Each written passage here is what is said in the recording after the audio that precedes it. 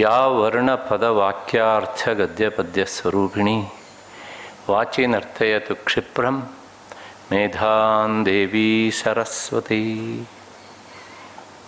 ಶ್ರುತಿಸ್ಮೃತಿ ಪುರಾಣಾನಾಂ ಆಲಯಂ ಕರುಣಾಲಯಂ ನಮಾಮಿ ಭಗವತ್ಪಾದಂ ಶಂಕರಂ ಲೋಕಶಂಕರಂ. ವ್ಯಾಸಂ ವಸಿಷ್ಠನಪ್ತಾರಂ ಶಕ್ತೇಃ ಪೌತ್ರಂ ಅಕಲ್ಮಷಂ ಪರಾಶರಾತ್ಮಜಂ ವಂದೇ ಶುಕತಾತಂ ತಪೋನಿಧಿಂ. ತಪಸ್ವಾಧ್ಯಾಯನಿರತಂ ತಪಸ್ವಿ ವಾಗ್ವಿದಾಂ ವರಂ ನಾರದಂ ಪರಿಪಪ್ರಚ್ಛ ವಾಲ್ಮೀಕಿ ಮುನಿಪುಂಗವಂ.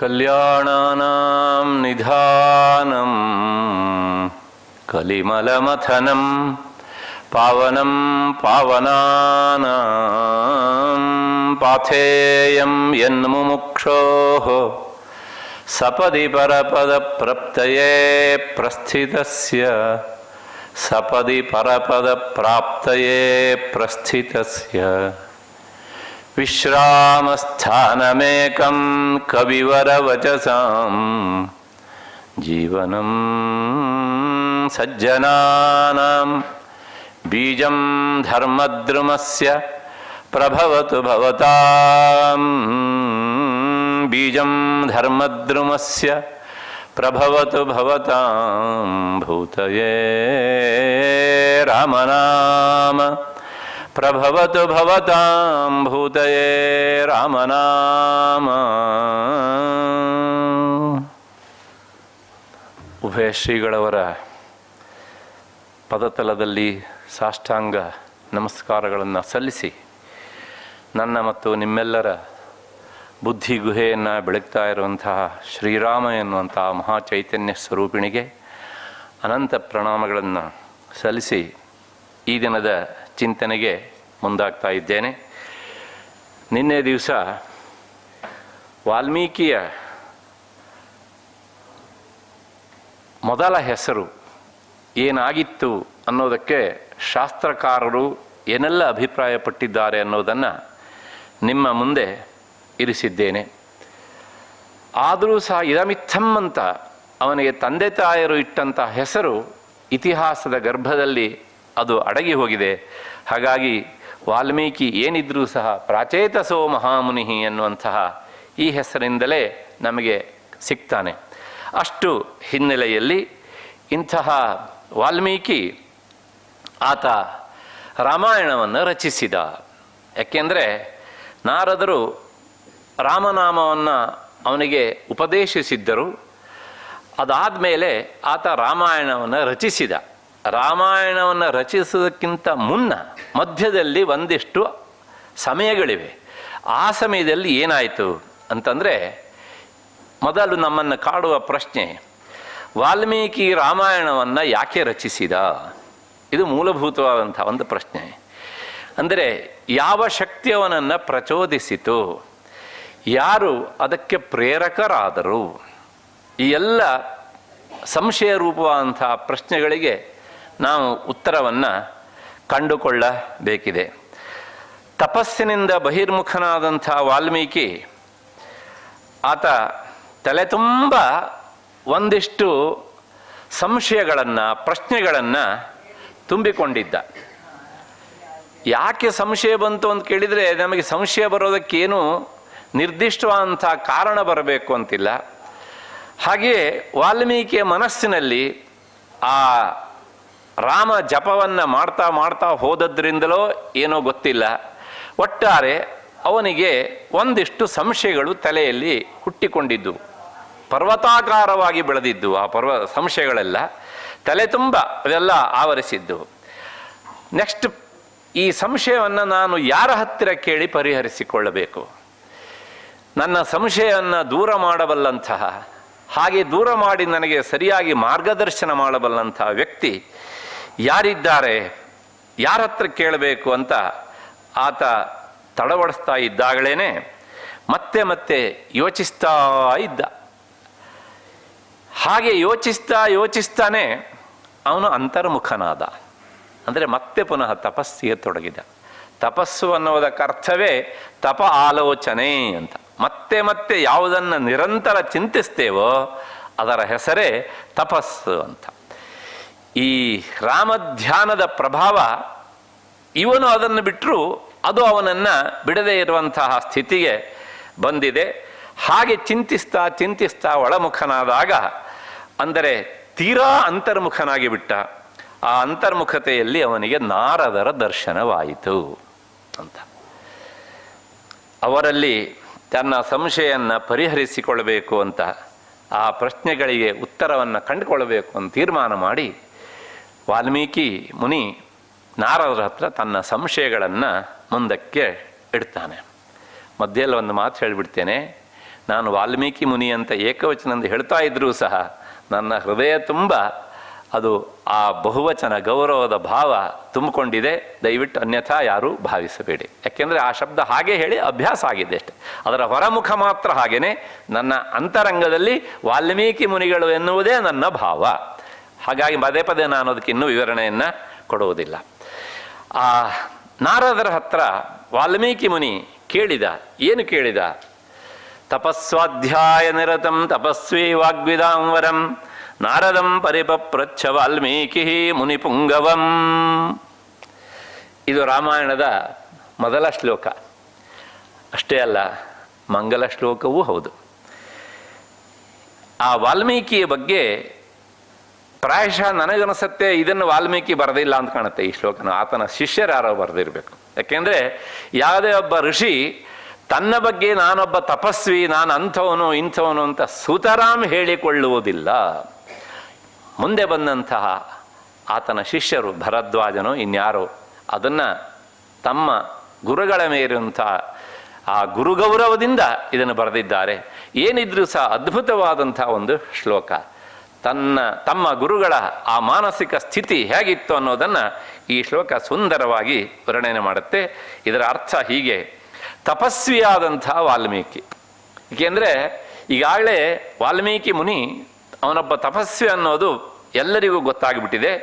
ಇಂತಹ ಈ ವಾಲ್ಮೀಕಿ ತಪಸ್ವಾಧ್ಯಾಯ ನಿರತಂ, ತಪಸ್ಸು ಮತ್ತು ಸ್ವಾಧ್ಯಾಯಗಳಲ್ಲಿ ನಿರತನಾದಂತಹ ಮುನಿಪುಂಗವರಾದಂತಹ ನಾರದರ ಹತ್ತಿರ ಪಪ್ರಚ್ಛ ಕೇಳಿದ.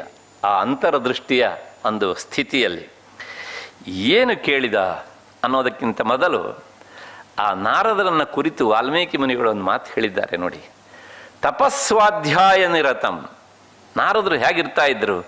ನಮಗೆಲ್ಲರಿಗೂ ಪರಿಚಿತರಾದಂಥ ನಾರದರ ಒಂದು ರೂಪರೇಷೆಯೇ ಬೇರೆ. ಅವರು ನಿಜವಾಗಿಯೂ ತಪಸ್ವಾಧ್ಯಾಯ ನಿರತರೆ. ಆದರೆ ನಾವು ನಾರದರ ಬಗ್ಗೆ ಹರಿಕಥೆಯವರು ಹೇಳೋದು, ಯಕ್ಷಗಾನದವರು ಹೇಳೋದು, ಇವರೆಲ್ಲ ಹೇಳೋದನ್ನು ಕೇಳಿ ಕೇಳಿ ನಾವು ನಾರದರ ಬಗ್ಗೆ ಏನೋ ಒಂದು ಭಾವವನ್ನು ಇಟ್ಕೊಬಿಟ್ಟಿದ್ದೇವೆ. ಆದರೆ ಯಥಾರ್ಥ ಹಾಗಲ್ಲ. ನಾರದರು ತಪಸ್ವಾಧ್ಯಾಯ ನಿರತಂ. ತಪಸ್ಸು ಅಂದರೆ ಏನು? ತಪ ಆಲೋಚನೆ ನಿರಂತರ. ಮತ್ತೆ ತಪಸ್ಸು ಅಂದರೆ ಹಿತಮಿತ ಮೇಧ್ಯಾಸನಂ ತಪಃ. ಮಿತವಾಗಿ ತಿನ್ನು, ಮಿತವಾಗಿ ಮಾತನಾಡು. ಇದೆಲ್ಲ ತಪಸ್ಸಿನ ಬೇರೆ ಬೇರೆಯ ಭಾಗಗಳು. ಹಾಗಾಗಿ ನಾರದರಲ್ಲಿ ಅದು ಇತ್ತು. ಅದರ ಜೊತೆಗೆ ಅವರು ನಿರಂತರ ಅಂತರ್ಮುಖತೆಯಲ್ಲಿ ಇರುವಂಥವರು. ಯಾಕೆ ಈ ಅಂತರ್ಮುಖತೆ ಅವರಿಗಿತ್ತು ಅಂತಂದರೆ ಒಂದು ಕಾರಣ ಉಂಟು. ಈ ಸ್ವಾಧ್ಯಾಯ ಅಂದರೆ ಅಧ್ಯಯನ, ಅಧ್ಯಯನ ಅಂದರೆ ಚಿಂತನೆ, ತಪಸ್ಸು ಅಂದರೂ ಚಿಂತನೆ. ಆ ತಪಸ್ಸಿನ ಚಿಂತನೆಗಿಂತ ಮುಂದುವರೆದಂತಹ ಅಧ್ಯಯನದ ಚಿಂತನೆ ಬೇರೆ. ಅದು ಹೇಗೆ ಅಂತಂದರೆ, ಚಿಂತನೆ ಇಲ್ಲದೆ ಇರುವಂಥ ಅಧ್ಯಯನ ಅದು ಒಂದು ರೀತಿಯಲ್ಲಿ ಫೌಂಡೇಶನ್ ಇಲ್ಲದೆ ಇರುವಂಥ ಕಟ್ಟಡ ಇದ್ದ ಹಾಗೇನೆ. ಇದು ನಮಗೆ ಗೊತ್ತಿರಬೇಕು. ನಮ್ಮೊಳಗೆ ಆ ಚಿಂತನೆ ನಿರಂತರ ಬರ್ತಾ ಇರಬೇಕು.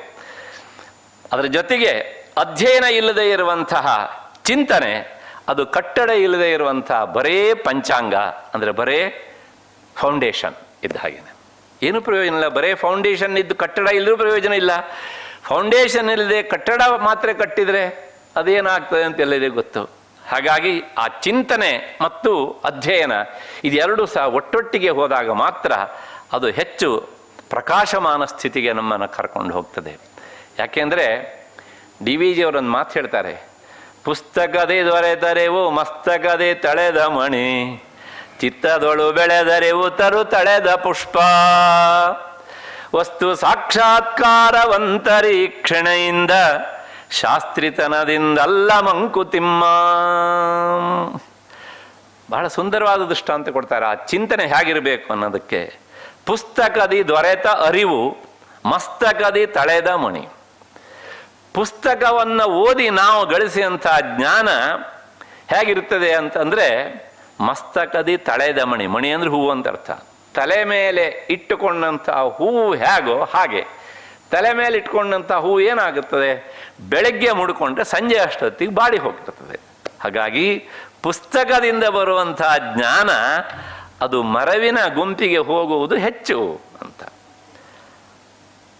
ಹಾಗಿದ್ರೆ ಹೇಗಿರಬೇಕು ಅಂದರೆ ತರು ತಳೆದ ಪುಷ್ಪ. ತರು ಅಂದರೆ ವೃಕ್ಷ, ಮರ. ಆದರೆ ಮರದಲ್ಲಿ ಹೂವಾಗತ್ತೆ. ಇವತ್ತು ಬೆಳಗ್ಗೆ ಆಯಿತು, ಸಂಜೆವರೆಗಿತ್ತು, ಬಿದ್ದೋಯ್ತು, ನಾಳೆ ಹಳಸಿತು, ಬಿತ್ತು, ಏನು ಕಳ್ಕೊಳ್ತು, ನಾಳೆ ಮತ್ತೆ ಪುನಃ ಇನ್ನೊಂದಿಷ್ಟು ಹುಟ್ಟಿತು, ಅದರೊಳಗೆ ಮೊಗ್ಗಾಯಿತು, ಹೂವಾಯಿತು, ಚಿಗಿರಿತು, ಅರಳಿತು ಅಲ್ವಾ? ಸರಿ, ಅದು ಬಿದ್ದೋಯ್ತು, ಮತ್ತೇನಾಯಿತು, ಮತ್ತೆ ಪುನಃ ಇನ್ನೊಂದಿಷ್ಟು ಹೂವುಗಳು ಹುಟ್ಟಿದ್ವು. ಹಾಗೆ ಯಾವನಲ್ಲಿ ಆ ಸ್ವಯಂ ಚಿಂತನೆ ಇರ್ತದೆಯೋ ಆ ಚಿಂತನೆ ಒಂದಾದ ಮೇಲೆ ಒಂದಾದ ಮೇಲೆ ಪುಂಖಾನುಪುಂಖವಾಗಿ ಬರ್ತಾನೆ ಇರ್ತದೆ. ಹೇಗೆ ಅಂದರೆ ಗಿಡದಲ್ಲಿ ಹೂವು ಬಿಡುವ ಪರ್ಯಂತದಿ. ಹಾಗೆ ನಾರದರು ತಪಸ್ವಾಧ್ಯಾಯ ನಿರತಂ, ನಿರಂತರ ತಪಸ್ಸು, ಹಾಗೆ ನಿರಂತರ ಚಿಂತನೆ, ಹೀಗೆ ಅವರು ಇದ್ದರು. ಇಂತಹ ನಾರದರು ಸಿಕ್ಕಾಗ ಬಿಡಬಾರದು ಅಂಥೇಳಿ ವಾಲ್ಮೀಕಿ ಮುನಿ ನೇರವಾಗಿ ಕೇಳಿದ. ಏನು ಕೇಳಿದ? ಮೊದಲೇ ತನ್ನ ಸಂಶಯಗಳನ್ನೆಲ್ಲ ಪಟ್ಟಿ ಮಾಡಿಕೊಂಡಿದ್ನೋ ಎನ್ನುವ ಹಾಗಿತ್ತು ವಾಲ್ಮೀಕಿ ಮುನಿಗಳು ಕೇಳಿದಂಥ ಪ್ರಶ್ನೆ. ಏನಿಲ್ಲ, ಒಂದು 6 ಶ್ಲೋಕ. ಆ 6 ಶ್ಲೋಕಗಳೊಳಗೆ ತನ್ನ ಸಂಶಯಗಳನ್ನೆಲ್ಲ ಪಟ್ಟಿ ಮಾಡಿ 16 ಸಂಶಯಗಳನ್ನು, 16 ಪ್ರಶ್ನೆಗಳನ್ನು ವಾಲ್ಮೀಕಿ ಮುನಿ ನಾರದರ ಮುಂದೆ ಇಟ್ಟ. ಹಾಗಿದ್ರೆ ಏನು ಆ ಸಂಶಯಗಳು? ನಾನು ಮೂಲ ಪೂರ್ತಿ ವಿವರಣೆ ಮಾಡಲಿಕ್ಕೆ ಹೋಗೋದಿಲ್ಲ. ಪರಮ ಪವಿತ್ರವಾದಂತಹ ಗ್ರಂಥ ಶ್ಲೋಕಗಳಾದ್ರಿಂದ ಒಂದು ಸಲ ಆ ಶ್ಲೋಕಗಳನ್ನಷ್ಟೇ ಓದಿಬಿಡ್ತೇನೆ. ಕೇವಲ 3 ಶ್ಲೋಕಗಳಷ್ಟೇನೆ. ಕೋನ್ವಸ್ಮಿನ್ ಸಾಂಪ್ರತಂ ಲೋಕೆ ಗುಣವಾನ್ ಕಶ್ಚ ವೀರ್ಯವಾನ್ ಧರ್ಮಜ್ಞಶ್ಚ ಕೃತಜ್ಞಶ್ಚ ಸತ್ಯವಾಕ್ಯೋ ದೃಢೌ ರತಃ ಚಾರಿತ್ರೇಣ ಚ ಕೋ ಯುಕ್ತಃ ಸರ್ವಭೂತೇಷು ಕೋ ಹಿತಃ ವಿದ್ವಾನ್ ಕಃ ಕಸ್ಸಮರ್ಥಶ್ಚ ಕಶ್ಚೈಕ ಪ್ರಿಯದರ್ಶನಃ ಆತ್ಮವಾನ್ ಕೋ ಜಿತಕ್ರೋಧಃ ಜಿತಿಮಾನ್ ಕೋ ನ ಸೋಯಕಃ ಕಸ್ಯ ಬಿಭ್ಯತಿ ದೇವಾಶ್ಚ ಜಾತರೋಷಸ್ಯ ಸಂಯುಗೇ. 3 ಶ್ಲೋಕಗಳು, ಒಟ್ಟು 16 ಪ್ರಶ್ನೆಗಳು. ಏನು? ನಾರದ ಮುನಿಗಳೇ, ನನಗೊಂದು ಸಂಶಯ ಉಂಟು. ಈಗ ನಾನು ಬದುಕಿರುವ ಈ ಕಾಲದಲ್ಲಿ, ಈ ಕಾಲಘಟ್ಟದಲ್ಲಿ, ಈ ಸಮಯದಲ್ಲಿ ಇಂತಹ ಗುಣಗಳನ್ನು ಒಳಗೊಂಡಂತಹ ಪುರುಷ, ಮನುಷ್ಯ ಯಾವನಾರೂ ಇದ್ದಾನ? ಯಾರ್ಯಾರಪ್ಪ? ಹಾಗಿದ್ರೆ ಎಂಥ ಗುಣಗಳಿರಬೇಕು ಅಂದರೆ, ಮೊದಲನೇ ಸಂಶಯ ಒಂದು, ಗುಣವಾನ್, ಅವನು ಗುಣವಂತನಾಗಿರ್ಬೇಕು. ಗುಣವಾನ್ ಅನ್ನೋದಕ್ಕೆ ಅರ್ಥ ಸದ್ಗುಣವಾನ್ ಅಂತಾನೆ ಅರ್ಥ, ನತು ದುರ್ಗುಣವಾನ್. ಹಾಗಾಗಿ ಈಗ ನಾನು ಬದುಕಿರುವಂಥ ಈ ಕಾಲಘಟ್ಟದಲ್ಲಿ ಇಂಥ ಒಬ್ಬ ವ್ಯಕ್ತಿ ಯಾರಾದರೂ ಇದ್ದಾರಾ? ಗುಣವಾನ್, ಸದ್ಗುಣಗಳ ಖನಿಯಾಗಿರ್ಬೇಕು ಅವನು, ನಂಬರ್ 1. ಇದು ಮೊದಲನೇ ಪ್ರಶ್ನೆ. ಎರಡನೇದು ವೀರ್ಯವಾನ್, ಅವನು ಪರಾಕ್ರಮಿಯಾಗಿರ್ಬೇಕು. ಮುಂದೆ ಇದೇ ಅರ್ಥವನ್ನು ಹೇಳುವಂಥ ಒಂದು ಶಬ್ದ ಬರುತ್ತೆ, ಕಸ್ಯ ಬಿಭ್ಯತಿ ದೇವಾಶ್ಚ ಅಂತ. ಆದರೆ ಅದಕ್ಕೆ ಸೂಕ್ಷ್ಮ ಅಂತಹ ಭೇದ ಉಂಟು. ಇದನ್ನೇ ವಿಶೇಷವಾಗಿ ವರ್ಣನೆ ಮಾಡುವ ಸಂದರ್ಭ ಸಿಕ್ಕಾಗ ಮುಂದಕ್ಕೆ ನೋಡೋಣ. ಅಲ್ಲಿವರೆಗೆ ವೀರ್ಯವಾನ್ ಅಂದರೆ ಪರಾಕ್ರಮಿ ಅಂತ ಅರ್ಥ. ಧರ್ಮಜ್ಞಶ್ಚ, ಯಾವನು ಧರ್ಮಜ್ಞ? ಧರ್ಮಜ್ಞ ಅನ್ನೋದಕ್ಕೆ ಅರ್ಥ ಧರ್ಮಕ್ಕೆ 10 ಮುಖಗಳು, ಮನು ಮಹರ್ಷಿ ಹೇಳುವ ಹಾಗೆ. ಆದರೆ ನಮಗೆ ಸದ್ಯಕ್ಕೆ ಪ್ರಸ್ತುತವಾಗಿ ಧರ್ಮ ಅನ್ನೋದಕ್ಕೆ ಅರ್ಥ ಕರ್ತವ್ಯ ಅಂತ ಅರ್ಥ ಇಟ್ಕೊಂಡ್ರೆ ಸಾಕು. ತನ್ನ ಕರ್ತವ್ಯವನ್ನು ಸರಿಯಾಗಿ ಅರಿತವನು ಯಾರು? ಇದು 3ನೆಯ ಪ್ರಶ್ನೆ. ಕೃತಜ್ಞಶ್ಚ, ಮಾಡಿದ ಉಪಕಾರವನ್ನು ಎಂದೂ ಮರೆಯದೇ ಇರುವವನು ಯಾರು? 4ನೇ ಪ್ರಶ್ನೆ ಇದು. ಸತ್ಯವಾಕ್ಯ, ಒಮ್ಮೆ ಆಡಿದ ಅಂದರೆ ಎಂದೂ ಸಹ ಆ ಮಾತನ್ನು ಬದಲಾಯಿಸದೇ ಇರುವಂಥ ವ್ಯಕ್ತಿ ಯಾರು? ದೃಢೌ ವ್ರತಃ, ಒಂದು ವ್ರತವನ್ನು ಸ್ವೀಕರಿಸಿದರೆ, ಒಂದು ನಿಯಮವನ್ನು ಸ್ವೀಕರಿಸಿದರೆ ಎಂದೂ ತಪ್ಪದೇ ಇರುವಂತಹ ವ್ಯಕ್ತಿ ಯಾರು? ಚಾರಿತ್ರೇಣ ಚಕೋ ಯುಕ್ತಃ, ತನ್ನ ನಡತೆಯಿಂದ ಅತ್ಯಂತ ಸುಸಂಸ್ಕೃತವಂತ ಅಂತ. ಅಂದರೆ ಚಾರಿತ್ರ್ಯಗೆ ಎಲ್ಲೂ ಕಳಂಕವನ್ನು ತಂದುಕೊಂಡವನಲ್ಲ. ಅಂಥ ವ್ಯಕ್ತಿ ಆಗಿರಬೇಕು. ಇಂಗ್ಲೀಷಲ್ಲಿ ಒಂದು ಮಾತುಂಟು, if money is lost nothing is lost, if time is lost something is lost, if character is lost everything is lost. ಹಾಗಾಗಿ ಆ ಕ್ಯಾರೆಕ್ಟರ್ ಲೆಸ್ ಆಗಲೇಬಾರದು ಜೀವನದೊಳಗೆ. ನಾವು ಕೆಲವು ಸಲ ನೋಡ್ತೇವೆ ಮಾಧ್ಯಮಗಳಲ್ಲಿ, ಸುದೀರ್ಘವಾದಂತಹ ಕಾಲದಲ್ಲಿ ಎಷ್ಟೆಷ್ಟೋ ಸಾಧನೆ ಮಾಡಿರ್ತಾರೆ, ಏನು ಗ್ರಹಚಾರ ಗೊತ್ತಿಲ್ಲ, ಇದ್ದಕ್ಕಿದ್ದ ಹಾಗೆ ಒಂದು ಕಪ್ಪು ಮಷಿಯನ್ನು ಬಳ್ಕೊಂಡು ಬಿಡ್ತಾರೆ. ಆದರೆ ನಾನು ಕೇಳುವ ಪ್ರಶ್ನೆ ಹೇಗೆ ಉಂಟು ಅಂತಂದರೆ, ಯಾವುದೇ ಹಂತದಲ್ಲೂ ಸಹ ಅವನು ಕಳಂಕಿತನಾಗಿರಬಾರದು. ಕಪ್ಪು ಚುಕ್ಕೆ ಅನ್ನೋದು ಅವನ ವ್ಯಕ್ತಿತ್ವಕ್ಕೆ ಬಳೆದಿರಬಾರದು. ಅಂಥವನು ಇದ್ದಾನ ಅಂತ. ಮತ್ತೆ ಸರ್ವಭೂತೇಷು ಕೋಹಿತಃ, ಪ್ರತಿ ಒಂದು ಜೀವಿಗಳ ಬಗ್ಗೂ ಸಹ, ಭೂತಗಳ ಬಗ್ಗೂ ಸಹ, ಪ್ರಾಣಿಗಳ ಬಗ್ಗೂ ಸಹ, ಪಶು ಪಕ್ಷಿ ಕೀಟ ಎಲ್ಲದರ ಬಗ್ಗೆ ಸಮಾನವಾದಂತಹ ಹಿತವನ್ನು ಬಯಸುವಂಥವನು ಯಾರಾದರೂ ಇದ್ದಾರ? ಇದ್ರಿ ಯಾರು? ಅದಾದಮೇಲೆ ವಿದ್ವಾನ್ ಕಹ, ನಿಜವಾದಂಥ ವೈದುಷ್ಯದಿಂದ ಕೂಡಿದಂಥ ವಿದ್ವಾಂಸ, ಪಂಡಿತೋತ್ತಮ ಯಾರಾದರೂ ಇದ್ರೆ ಅವನು ಯಾರು? ಕಸ್ ಸಮರ್ಥಶ್ಚ, ಆಂತರಿಕವಾಗಿ ಮತ್ತು ಬಾಹ್ಯವಾಗಿ ಎಲ್ಲ ದೃಷ್ಟಿಯಲ್ಲೂ ಸಮರ್ಥನಾಗಿರಬೇಕು. ಕೆಲವು ಜನರಿಗೆ ತೋಳಲು ಶಕ್ತಿ ಇರ್ತದೆ, ಒಳಗಡೆಗೆ ಪುಕ್ಲತನ. ಕೆಲವು ಜನರಿಗೆ ಒಳಗೆ ಶಕ್ತಿ ಇರ್ತದೆ, ಹೊರಗಡೆಗೆ ಶಕ್ತಿ ಇರೋದಿಲ್ಲ. ಇದಾಗಬಾರ್ದು. ಎಲ್ಲ ಸಮರ್ಥ ಅಂದರೆ ಎರಡೂ ಅಂಗಗಳಲ್ಲೂ ಸಹ ಸಮರ್ಥನಾಗಿರಬೇಕು. ಮತ್ತೆ ಇಲ್ಲಿಗೆ 10 ಗುಣ ಆಯಿತು. 11ನೇದು ಕಶ್ಚೈಕ ಪ್ರಿಯ ದರ್ಶನ. ನಾನು ಅದು ಸ್ವಲ್ಪ ಒಂದು ಸ್ಟ್ರೆಸ್ ಮಾಡಿ ಹೇಳ್ತಾ ಇದ್ದೇನೆ. ಬರೇ ಪ್ರಿಯ ದರ್ಶನ ಅಲ್ಲ, ಏಕಪ್ರಿಯ ದರ್ಶನ. ಎಲ್ಲ ಕಾಲದಲ್ಲೂ ಸಹ, ಪ್ರತಿಯೊಂದು ಕ್ಷಣದಲ್ಲೂ ಸಹ ಆತ ಅತ್ಯಂತ ಚಲುವನಾಗಿ ಸುಂದರನಾಗಿ ಕಾಣಬೇಕು. ಮಧ್ಯೆಲ್ಲ ಒಂದು ಸಣ್ಣ ಅವಾಂತರ ವಿಷಯ ಹೇಳ್ಬಿಡ್ತೇನೆ. ನಾವು ಎಲ್ಲ ಸುಂದರರು ಅಂತ ಭ್ರಮೆ ನಮಗಿರ್ತದೆ. ಸಾಲದಕ್ಕೆ ಕನ್ನಡಿ ಸಹಾಯವನ್ನು ಮತ್ತೆ ತಗೊಳ್ತೇವೆ. ಆದರೆ ಪ್ರತಿಯೊಬ್ಬ ವ್ಯಕ್ತಿಯೂ ಸಹ ನಿದ್ದೆ ಮಾಡಿದಾಗ ಅವನ ಸೌಂದರ್ಯ ನೋಡಬೇಕಂತೆ. ಅದು ಎಷ್ಟು ಅಷಡ್ಢಾಳವಾಗಿರುತ್ತದೆ ಅಂತ ಮತ್ತೆ ನಾನು ಶಬ್ದದಿಂದ ಹೇಳಬಾರ್ದು. ಆದರೆ ರಾಮ ನಿದ್ದೆ ಮಾಡಿದಾಗಲೂ ಸಹ ಅವನ ಸೌಂದರ್ಯ ಇನಿತೂ ಸಹ ಬದಲಾವಣೆ ಆಗ್ತಿರಲಿಲ್ಲ. ಅವನ ಈ ನಿದ್ರಾಭಂಗಿಗೆ ಅಲ್ಲೋ ವಿಶ್ವಾಮಿತ್ರ ಮಹರ್ಷಿಗಳು ಮರುಳಾಗಿ ಹೋದದ್ದು. ಕೌಸಲ್ಯ ಸುಪ್ರಜಾ ರಾಮ, ಈ ಮಾತನ್ನು ಹೇಳುವಾಗ ರಾಮ ಏನು ಮಾಡ್ತಿದ್ದ? ನಿದ್ರಾಮುದ್ರನಾಗಿದ್ದ ಅಲ್ವಾ? ಹಾಗಾಗಿ ವ್ಯಕ್ತಿಯ ಸೌಂದರ್ಯ ನಿದ್ರೆಯಲ್ಲಿ ಬದಲಾವಣೆ ಆಗೋದಿಲ್ಲ ಅಂತಾದರೆ ಅವನು ಏಕಪ್ರಿಯ ದರ್ಶನ. ವಾರ್ಧಕ್ಯದಲ್ಲೂ ಹಾಗೆ ಇರಬೇಕು ಹೀಗೆ ಅಂತ. ಹಾಗಾಗಿ ವಾಲ್ಮೀಕಿ ಮುನಿಯ ಪ್ರಶ್ನೆ, ಅನುಗಾಲವು ಒಂದೇ ರೀತಿಯಾದಂತಹ ಸೌಂದರ್ಯದಿಂದ ಕೂಡಿದಂತಹ ವ್ಯಕ್ತಿ ಯಾರು ಅಂತ. ಅದಾದ್ಮೇಲೆ ಆತ್ಮವಾನ್ ಕಹ. ಆತ್ಮವಾನ್ ಅಂದರೆ ಇಂದ್ರಿಯ ನಿಗ್ರಹಿ ಅಂತ ಅರ್ಥ.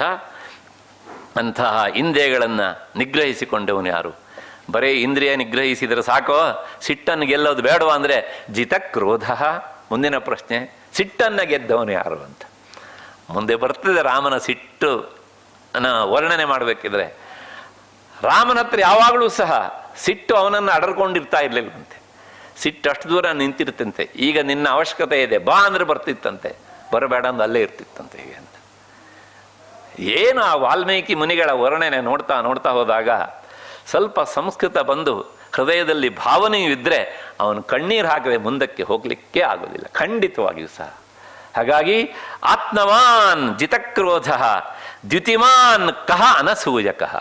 ದ್ಯುತಿಮಾನ್ ಮತ್ತೆ ಅಷ್ಟೇ ಪ್ರಕಾಶವಂತನಾಗಿರಬೇಕು. ತುಂಬ ಅರ್ಥ ಉಂಟು, ನಾನು ಕೇವಲ ಸಂಕ್ಷೇಪವಾಗಿ ಹೇಳ್ತೇನೆ. ಅಂದರೆ ವ್ಯಕ್ತಿತ್ವ ನೋಡಿದ ತಕ್ಷಣ ಇವನಿಗೆ ತಲೆ ಬಾಗಬೇಕು ಅಂತ ಅನಿಸುತ್ತಲ್ಲ, ಅಂಥ ವ್ಯಕ್ತಿತ್ವ. ಕಹ ಅನಸೂಯಕ, ಯಾರ ಬಗ್ಗೂ ಅಸೂಯೆಯನ್ನು ತಾಳದೆ ಇರುವವನು. ಇಲ್ಲಿಗೆ 15 ಗುಣಗಳಾದವು.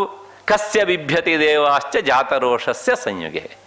ಒಬ್ಬ ಧನುರ್ಧಾರಿಯಾಗಿ ನಿಂತ ಅಂತಾದರೆ ಯುದ್ಧಾಂಗಣದಲ್ಲಿ ಸಮರಭೂಮಿಯಲ್ಲಿ ಕೋಪಿಸಿಕೊಂಡು ನಿಂತರೆ ಅವನ ಕೋಪಕ್ಕೆ ದೇವತೆಗಳೂ ಸಹ ಹೆದರಬೇಕು. ಅಂಥವನು ಯಾರಾದರೂ ಇದ್ದಾರ? ಇದ್ದರೆ ಅವನು ಯಾರು? ಈ ಎಲ್ಲ ಗುಣಗಳು ಒಬ್ಬನಲ್ಲೇ ಏಕೀಭವಿಸಿರಬೇಕು, ಒಬ್ಬನಲ್ಲೇ ಸೇರಿಕೊಂಡಿರಬೇಕು. ಇಂಥವನು ಯಾರಾದರೂ ಇದ್ದರೆ ನನಗೆ ಹೇಳ್ತೀರಾ ಅಂತ ಪ್ರಶ್ನೆ. ಮಧ್ಯದಲ್ಲಿ ಒಂದು ಸಣ್ಣ ವಿಚಾರವನ್ನು ಹೇಳಿಬಿಡ್ತೇನೆ. ಕೇಳಿದ್ದು 16 ಪ್ರಶ್ನೆ. 16 ಸಂಶಯಗಳು. ಅದನ್ನು ಕೇಳೋದಕ್ಕೆ ವಾಲ್ಮೀಕಿ ಮುನಿ ಬಳಸಿದ್ದು 10 ಸಲ ಕಿಂ ಶಬ್ದವನ್ನು ಬಳಸಿದ್ದಾನೆ. 10 ಸಲ ಕಹ ಕಹ ಕಹ ಅಂತ ಕೇಳಿದ್ದಾನೆ, ಕಸ್ಯ ಅಂತ ಕೇಳಿದ್ದಾನೆ. ಏನಿದ್ರೂ ಸಹ ಅದರ ಮೂಲ ಶಬ್ದ ಕಿಂ ಎನ್ನುವಂತಹ ಶಬ್ದ. 10 ಅನ್ನುವುದಕ್ಕೆ ಅರ್ಥ ದಶ, ಅದೊಂದು ಪೂರ್ಣವಾದ ಸಂಖ್ಯೆ.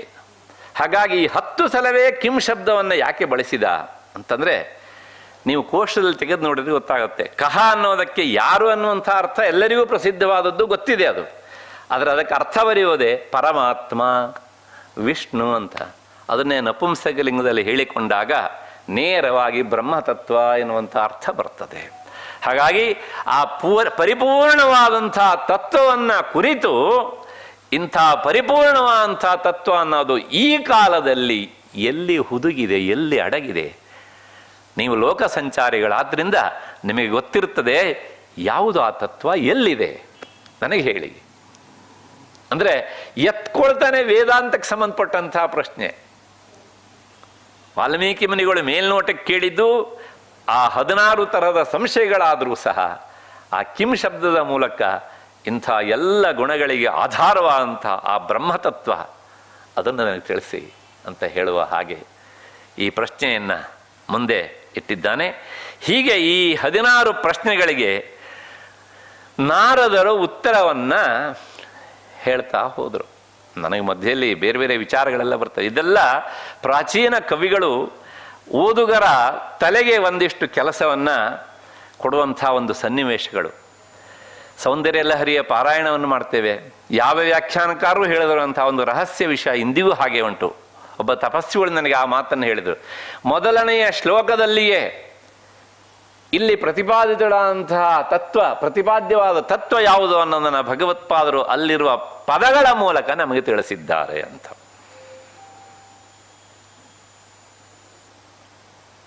ಅದನ್ನು ನಾವು ಸರಿಯಾದ ಜನರಿಂದ ಅರ್ಥ ಮಾಡಿಕೊಳ್ಬೇಕು. ಯಾಕೆ ಅಂದರೆ ವ್ಯಾಖ್ಯಾನ ಉಂಟು, ವಿವರಣೆ ಉಂಟು, ಉಪನ್ಯಾಸ ಮಾಡ್ತಾರೆ, ನಾನೂ ಮಾಡ್ತೇನೆ, ಬೇರೆಯವರು ಮಾಡ್ತಾರೆ, ಎಲ್ಲರೂ ಮಾಡ್ತಾರೆ. ಆದರೆ ಆ ಮೊದಲನೇ ಶ್ಲೋಕದಲ್ಲಿ ಏನು ಹೇಳಬೇಕೋ ಇಲ್ಲಿ ಇಂಥದ್ದಿದೆ ಅನ್ನೋದನ್ನು ಕರಾರುವಾಕ್ಕಾಗಿ ಭಗವತ್ಪಾದರು ಆ ಪದಗಳನ್ನು ಅಲ್ಲಿ ಇಡುವುದರ ಮೂಲಕ ತಿಳಿಸಿ ಕೊಟ್ಟಿದ್ದಾರೆ.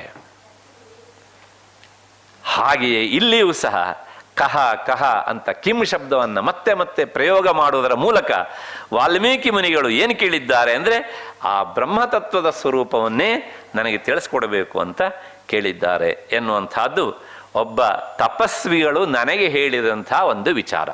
ಅಷ್ಟು ಹಿನ್ನೆಲೆಯಲ್ಲಿ ಈ ಎಲ್ಲ 16 ಸಂಶಯಗಳಿಗೆ ನಾರದರು ಉತ್ತರವನ್ನು ಹೇಳ್ತಾ ಹೇಳ್ತಾ ಹೇಳ್ತಾ ಹೋದಾಗ 24,000 ಶ್ಲೋಕಗಳಲ್ಲಿ ಹೇಳುವಷ್ಟು ದೊಡ್ಡ ಸರಕು ಜ್ಞಾನ ರಾಶಿ ಹೊರಬಿತ್ತು ನಾರದರ ಬಾಯಿಯಿಂದ. ಪೂರ್ತಿ ರಾಮಾಯಣವನ್ನು ಹೇಳಿಬಿಟ್ಟಿದ್ದಾರೆ ಹೇಗೆ ಅಂತ. ಆದರೆ ಅದಿನ್ನೂ ಲಿಪಿಬದ್ಧ ಆಗಲಿಲ್ಲ. ಹಾಗೆಯೇ ಜ್ಞಾನ ರಾಶಿ ಮೊದಲು ಅವರು ನಾರದರು ಹೇಳಿದ್ದಾರೆ, ವಾಲ್ಮೀಕಿ ಮುನಿಗಳು ಅದನ್ನು ಕೇಳಿದ್ದಾರೆ. ಅಷ್ಟೇ ಅಲ್ಲ, ಅದ್ರ ಜೊತೆಗೆ ಒಂದು ಮಾತು ಹೇಳ್ತಾರೆ. ನೀ ಯಾರು ಅಂತ ಕೇಳಿದೆಯಲ್ಲ, ಇದು ಎಲ್ಲ ಗುಣಗಳು ಸಹ ಒಬ್ಬನಲ್ಲಿಯೇ ಇರುವಂತಹ ವ್ಯಕ್ತಿ ಹೆಸರನ್ನು ಹೇಳ್ತಾನೆ. ಇಕ್ಷ್ವಾಕು ವಂಶ ಪ್ರಭವ ರಾಮೋ ನಾಮ ಜನೈಶ್ರುತಃ. ಈ ಎಲ್ಲ ಗುಣಗಣಗಳಿಂದ ಭೂಯಿಷ್ಠನಾದಂಥ ವ್ಯಕ್ತಿ ಇಕ್ಷ್ವಾಕು ವಂಶದಲ್ಲಿ ಹುಟ್ಟಿದಂಥ ಶ್ರೀರಾಮಚಂದ್ರನ ಆಗಿದ್ದಾನೆ. ಮತ್ತೆ ಬೇರೆ ಯಾವ ವ್ಯಕ್ತಿಯೂ ಸಹ ಇಂಥ ಗುಣಗಳಿಂದ ಕೂಡಿಲ್ಲ. ಆದ್ದರಿಂದ ನೀನು ಯಾವ ಕಾಲಘಟ್ಟದಲ್ಲಿ ಇದ್ದೀಯೋ ಅದೇ ಕಾಲಘಟ್ಟದಲ್ಲಿ ಆತನೂ ಇದ್ದಾನೆ. ನೀನು ಅವನನ್ನು ನೋಡಬಹುದು. ಅವನೇ ಆ ಪರಬ್ರಹ್ಮ ಸ್ವರೂಪಿಯಾದಂತಹ ರಾಮ ಅಂತ ನೇರವಾಗಿ ಹೇಳಿದ ಆ ಶಬ್ದವನ್ನು ಬಳಸದೆ ಈ ರೀತಿಯಾಗಿ ಹೇಳ್ತಾರೆ. ಹೀಗೆ ಯಾವಾಗ ನಾರದರು ವಾಲ್ಮೀಕಿ ಮುನಿಗೆ ಈ ವಿಚಾರವನ್ನು ಹೇಳಿದ್ರು, ಅದನ್ನು ಹೇಳಿ ಅವರಲ್ಲಿಂದ ಹೊರಟರು. ನಾರದರು ಕೇಳದಷ್ಟಕ್ಕೆ ಮಾತ್ರ ಉತ್ತರ ಹೇಳಬೇಕು. ಯಾಕೆಂದರೆ ಇಲ್ಲೇ ಒಂದು ಮಾತು ಬರುತ್ತೆ, ಬೇರೆ ಒಬ್ಬರ ವ್ಯಾಖ್ಯಾನದಲ್ಲಿ ಉಂಟು ಅದು. ನಾಪೃಷ್ಟೋ ಕಸ್ಯಚಿತ್ ಬ್ರೂಯಾತ್ ನಚಾನ್ಯಾಯೇನ ಪೃಚ್ಛತಃ. ಎಷ್ಟು ಕೇಳ್ತಾರೋ ಅಷ್ಟಕ್ಕೆ ಉತ್ತರ ಹೇಳು, ಬೇಡದಕ್ಕೆಲ್ಲ ಉತ್ತರ ಹೇಳಲಿಕ್ಕೆ ಹೋಗಬೇಡ ಹೀಗೆ ಅಂತ. ಹಾಗಾಗಿ ನಾರದರು ಏನು ಮಾಡಿದ್ದಾರೆ, ವಾಲ್ಮೀಕಿ ಮುನಿಗಳ ಸಂಶಯ ಏನಿತ್ತೋ ಅದನ್ನು ಪರಿಹರಿಸಿದ್ದಾರೆ. ಇಂಥ ಒಬ್ಬ ವ್ಯಕ್ತಿ ಇದ್ದಾನೆ ಅಂತ ಹೇಳಿದರು. ಈಗ ವಾಲ್ಮೀಕಿ ಮುನಿಗಳಿಗೆ ಒಂದಿಷ್ಟು ಸೋರ್ಸ್, ತನ್ನ ಪ್ರಶ್ನೆಗೆ ಉತ್ತರ ಸಿಕ್ಕಿತು, ಸಂಶಯ ಪರಿಹಾರವಾಯಿತು ಅಂತ ಹೇಳಿ ಅದನ್ನೇ ಆಲೋಚನೆ ಮಾಡ್ತಾ ಮಾಡ್ತಾ ಮಾಡ್ತಾ ಇದ್ದಾರೆ. ಹೇಗಿರಬಹುದು ಅಂತೆಲ್ಲ ಅವನ ಕಥೆಯನ್ನೆಲ್ಲ ಹೇಳಿದ್ದಾರೆ. ಆ ಕಥೆಯನ್ನು ಮೆಲುಕಾಗ್ತಾ ಇದ್ದಾರೆ. ಒಟ್ಟಾರೆ ಏನು ಕೇಳಿದರೆ, ಮುಂದೆ ಆ ರಾಮಾಯಣ ಎನ್ನುವಂಥ 24,000 ಶ್ಲೋಕಗಳ ಉದ್ಗ್ರಂಥವಾಗಿ ಆಗೋದಕ್ಕೆ ಏನು ಬೇಕೋ ಅದರ ಪಂಚಾಂಗ ನಿರ್ಮಾಣ ಆಗಿದೆ. ಅದರ ಒಂದೇ ಒಂದು ಆ ಕವಿಯ ಬುದ್ಧಿಯಲ್ಲಿರುವಂಥ ಈ ಜ್ಞಾನರಾಶಿ ಧರೆಗಿಳಿದು ಬರೋದಕ್ಕೆ ಚತುರ್ಮುಖನ ಆಗಮನವನ್ನು ಕಾಯ್ತಾ ಇತ್ತು. ನಾರದರು ಹೋದರು, ಆದರೆ ಇದ್ದಕ್ಕಿದ್ದಾಗಿ ಚತುರ್ಮುಖ ಬಂದಿಲ್ಲ. ಅಲ್ಲಿ ಸ್ವಾರಸ್ಯ ಅಂದರೆ ಅದಾದ್ಮೇಲೆ ಏನಾಯಿತು ಅಂದರೆ, ಇದೇ ವಿಚಾರ ನಾರದರು ಹೇಳಿದ ರಾಮನ ಕಥೆಯನ್ನು ಮೆಲುಕು ಹಾಕ್ತಾ ಇದ್ರು. ಅದನ್ನೇ ದಶರಥ, ಅವನ ಮಗ ರಾಮ, ಲಕ್ಷ್ಮಣ, ಭರತ, ಶತ್ರುಘ್ನ, ರಾಮನ ಪತ್ನಿ ಆ ಧರ್ಮಾತ್ಮಳ ಅಂಥ ಸೀತಾದೇವಿ ಇತ್ಯಾದಿ ಇತ್ಯಾದಿ ಇತ್ಯಾದಿ ಎಲ್ಲ ವಿಚಾರಗಳು. ಕೊನೆಗೆ ತಂದೆಯ ಮಾತಿಗೋಸ್ಕರ ಕಾಡಿಗೆ ಹೋದದ್ದು, ಅಲ್ಲಿ ಸೀತೆಯ ಅಪಹಾರ ಆದದ್ದು, ರಾವಣ ಮಾಡಬಾರದು ಅನ್ಯಾಯವನ್ನು ಮಾಡಿದ್ದು, ರಾಮ ಸೀತೆಗೋಸ್ಕರ ಅತ್ಯಂತ ದುಃಖಪಟ್ಟಿದ್ದು, ಆ ಪ್ರಸ್ತ್ರವಣ ಗಿರಿಯಲ್ಲಿ ಅವನು ಅನುಭವಿಸಿದಂಥ ವ್ಯಥೆ, ಅದೇ ಒಂದು ದೊಡ್ಡ ಕಥೆ. ಇದನ್ನೆಲ್ಲ ಮೆಲುಕಾಗ್ತಾ ಇದ್ದಂಥ ಸಂದರ್ಭ. ಹಾಗೆ ಕಾಲ ಕಳೀತಾ ಇತ್ತು. ಅದೊಂದು ದಿನ ಬೆಳಗಾತ ಎದ್ದು ಎಂದಿನಂತೆ ತನ್ನ ಪ್ರಾತರ್ವಿಧಿಯನ್ನು ಪೂರೈಸಿಕೊಂಡು ವಾಲ್ಮೀಕಿ ಮುನಿ ಬೆಳಗಿನ ಹೊತ್ತಿನಲ್ಲಿ ಸ್ನಾನಕ್ಕಾಗಿ ಆ ತಮಸಾ ನದಿಯತ್ತ ಹೆಜ್ಜೆ ಹಾಕಿದ್ದಾರೆ. ಜೊತೆಯಲ್ಲಿ ಶಿಷ್ಯ ಭರದ್ವಾಜ ಇದ್ದಾನೆ. ಹಾಗೆ ವಾಲ್ಮೀಕಿ ತಲೆ ತುಂಬ ರಾಮಾಯಣವನ್ನೇ ತುಂಬಿಕೊಂಡು ತನ್ನ ಪ್ರಾತರಾಹ್ನಿಕವನ್ನು ಮುಗಿಸ್ಬೇಕು, ತಮಸಾ ನದಿಯಲ್ಲಿ ಸ್ನಾನ ಮಾಡಬೇಕು ಅಂದ್ಕೊಂಡು ಹೆಜ್ಜೆ ಹಾಕ್ತಾ ಹೋದಾಗ ಕಾಡಿನ ಅಂಚು ಪಕ್ಕದಲ್ಲಿ ತಮಸಾ ನದಿ, ದಾರಿಯುದ್ದಕ್ಕೂ ಅದೇ ಆಲೋಚನೆ ಅವನಿಗೆ. ಯಾವಾಗಲೂ ಹಾಗೆ ಕೆಲವು ವಿಷಯಗಳು ನಮ್ಮ ಮನಸ್ಸಿಗೆ ಬಲವಾಗಿ ಅಂಟಿದರೆ ನಾವು ಅದನ್ನು ಬಿಡ್ತೇವೆ ಅಂದರೂ ಸಹ ಅದು ನಮ್ಮನ್ನು ಬಿಡೋದಿಲ್ಲರಿ. ಅದೇ ನಿಜವಾದ ಅರ್ಥದಲ್ಲಿ ತಪಸ್ಸು ಅಂತ. ಹಾಗೆ ನಿರಂತರ ಹೋದಲ್ಲಿ ಬಂದಲ್ಲಿ ಕುಂತಲ್ಲಿ ನಿಂತಲ್ಲಿ ಯಾವಾಗಲೂ ಆ ರಾಮನ ಕಥೆಗೆ ಸಂಬಂಧಪಟ್ಟಂಥ ವಿಚಾರ ಮಾಡ್ತಾ ಹೆಜ್ಜೆ ಹಾಕ್ತಾ ತಮಸಾ ನದಿಯತ್ತ ಹೊರಟಿದ್ದಾರೆ. ವಾಲ್ಮೀಕಿ ಮನಸ್ಸಿನಿಂದ ರಾಮಕಥೆ ತುಂಬಿದೆ. ಕಳೆದುಕೊಂಡಂಥದ್ದು ಕೊತೆಗೆ ಅಯ್ಯೋ ಹೀಗಾಗಿ ಬಿಡ್ತಾ ಅಂತ ಒಂದೊಂದು ಹೆಜ್ಜೆಗೂ ಸಹ ಅಯ್ಯೋ ಹೀಗಾಗಬಾರ್ದಿತ್ತು ಅಂದ್ಕೊಂಡು ಹೆಜ್ಜೆ ಹಾಕ್ತಾ ಹೋದರೆ ಆ ನದಿಯ ದಡದಲ್ಲಿ ಕಾಡಿನ ಅಂಚಿನಲ್ಲಿ 2 ಕ್ರೌಂಚ ಪಕ್ಷಿಗಳು ವಾಲ್ಮೀಕಿ ಮುನಿಗಳ ಕಣ್ಣಿಗೆ ಕಂಡವು. ಅದೇನು ಆಶ್ಚರ್ಯ ಅಲ್ಲ, ಯಾಕೆಂದರೆ ಕಾಡಿನಲ್ಲಿ ನದಿಯ ತಟದಲ್ಲಿ ಈ ಪಕ್ಷಿಗಳು ಸಂಚರಿಸುವುದು ತೀರಾ ಸಹಜ. ಹಾಗೆ ಆ 2 ಪಕ್ಷಿಗಳು ಕಣ್ಣಿಗೆ ಬಿದ್ದು ಹೇಗಿದ್ದು ಅಂತಂದರೆ, 2 ಪಕ್ಷಿಗಳು ಪರಸ್ಪರ ಅತ್ಯಂತ ಪ್ರೀತಿಯಿಂದ ಆ ಪಕ್ಷಿಗಳು ಆಟ ಆಡ್ತಾ ಇದ್ದವು. ಅವುಗಳನ್ನು ನೋಡಿದಾಗ ವಾಲ್ಮೀಕಿಗೆ ಒಂದ್ಸಲ ಹೃದಯ ಚುರುಕ್ಕಂತ ಆಗಿರಬೇಕು. ಇಂತಹ ಮುಗ್ಧ ಪಕ್ಷಿಗಳನ್ನು ಹೊಡೆದು ಬಡೆದು ನಾನು ನನ್ನ ಸಾಯಿಸಿ ಹೊಟ್ಟೆ ತುಂಬಿಕೊಳ್ತಾ ಇದ್ನಲ್ಲ, ಎಂತಹ ಕೆಟ್ಟ ಕೆಲಸ ಮಾಡ್ತಿದ್ದೆ. ಈ ಪ್ರೀತಿಯನ್ನು ಇವತ್ತು ನಾನು ನೋಡಿ ಸಂತೋಷ ಪಡ್ತಾ ಇದ್ದೇನೆ. ಅಂದು ನನಗೆ ಇದನ್ನು ನೋಡುವ ಕಣ್ಣು ಇರಲಿಲ್ವಲ್ಲ. ನಾರದ ಮಹರ್ಷಿಗಳು ಎಂಥ ದೃಷ್ಟಿಯನ್ನು ಕೊಟ್ಟರು ನನಗೆ ಅಂಥೇಳಿ ಕ್ಷಣಕಾಲ ನೋಡ್ತಾ ಹಾಗೇ ನಿಂತುಬಿಟ್ಟಿದ್ದಾನೆ ವಾಲ್ಮೀಕಿ ಮುನಿ. ಸ್ನಾನ ಮರೆಯುವ ಹಾಗೆ ಮರೆತಿಲ್ಲ.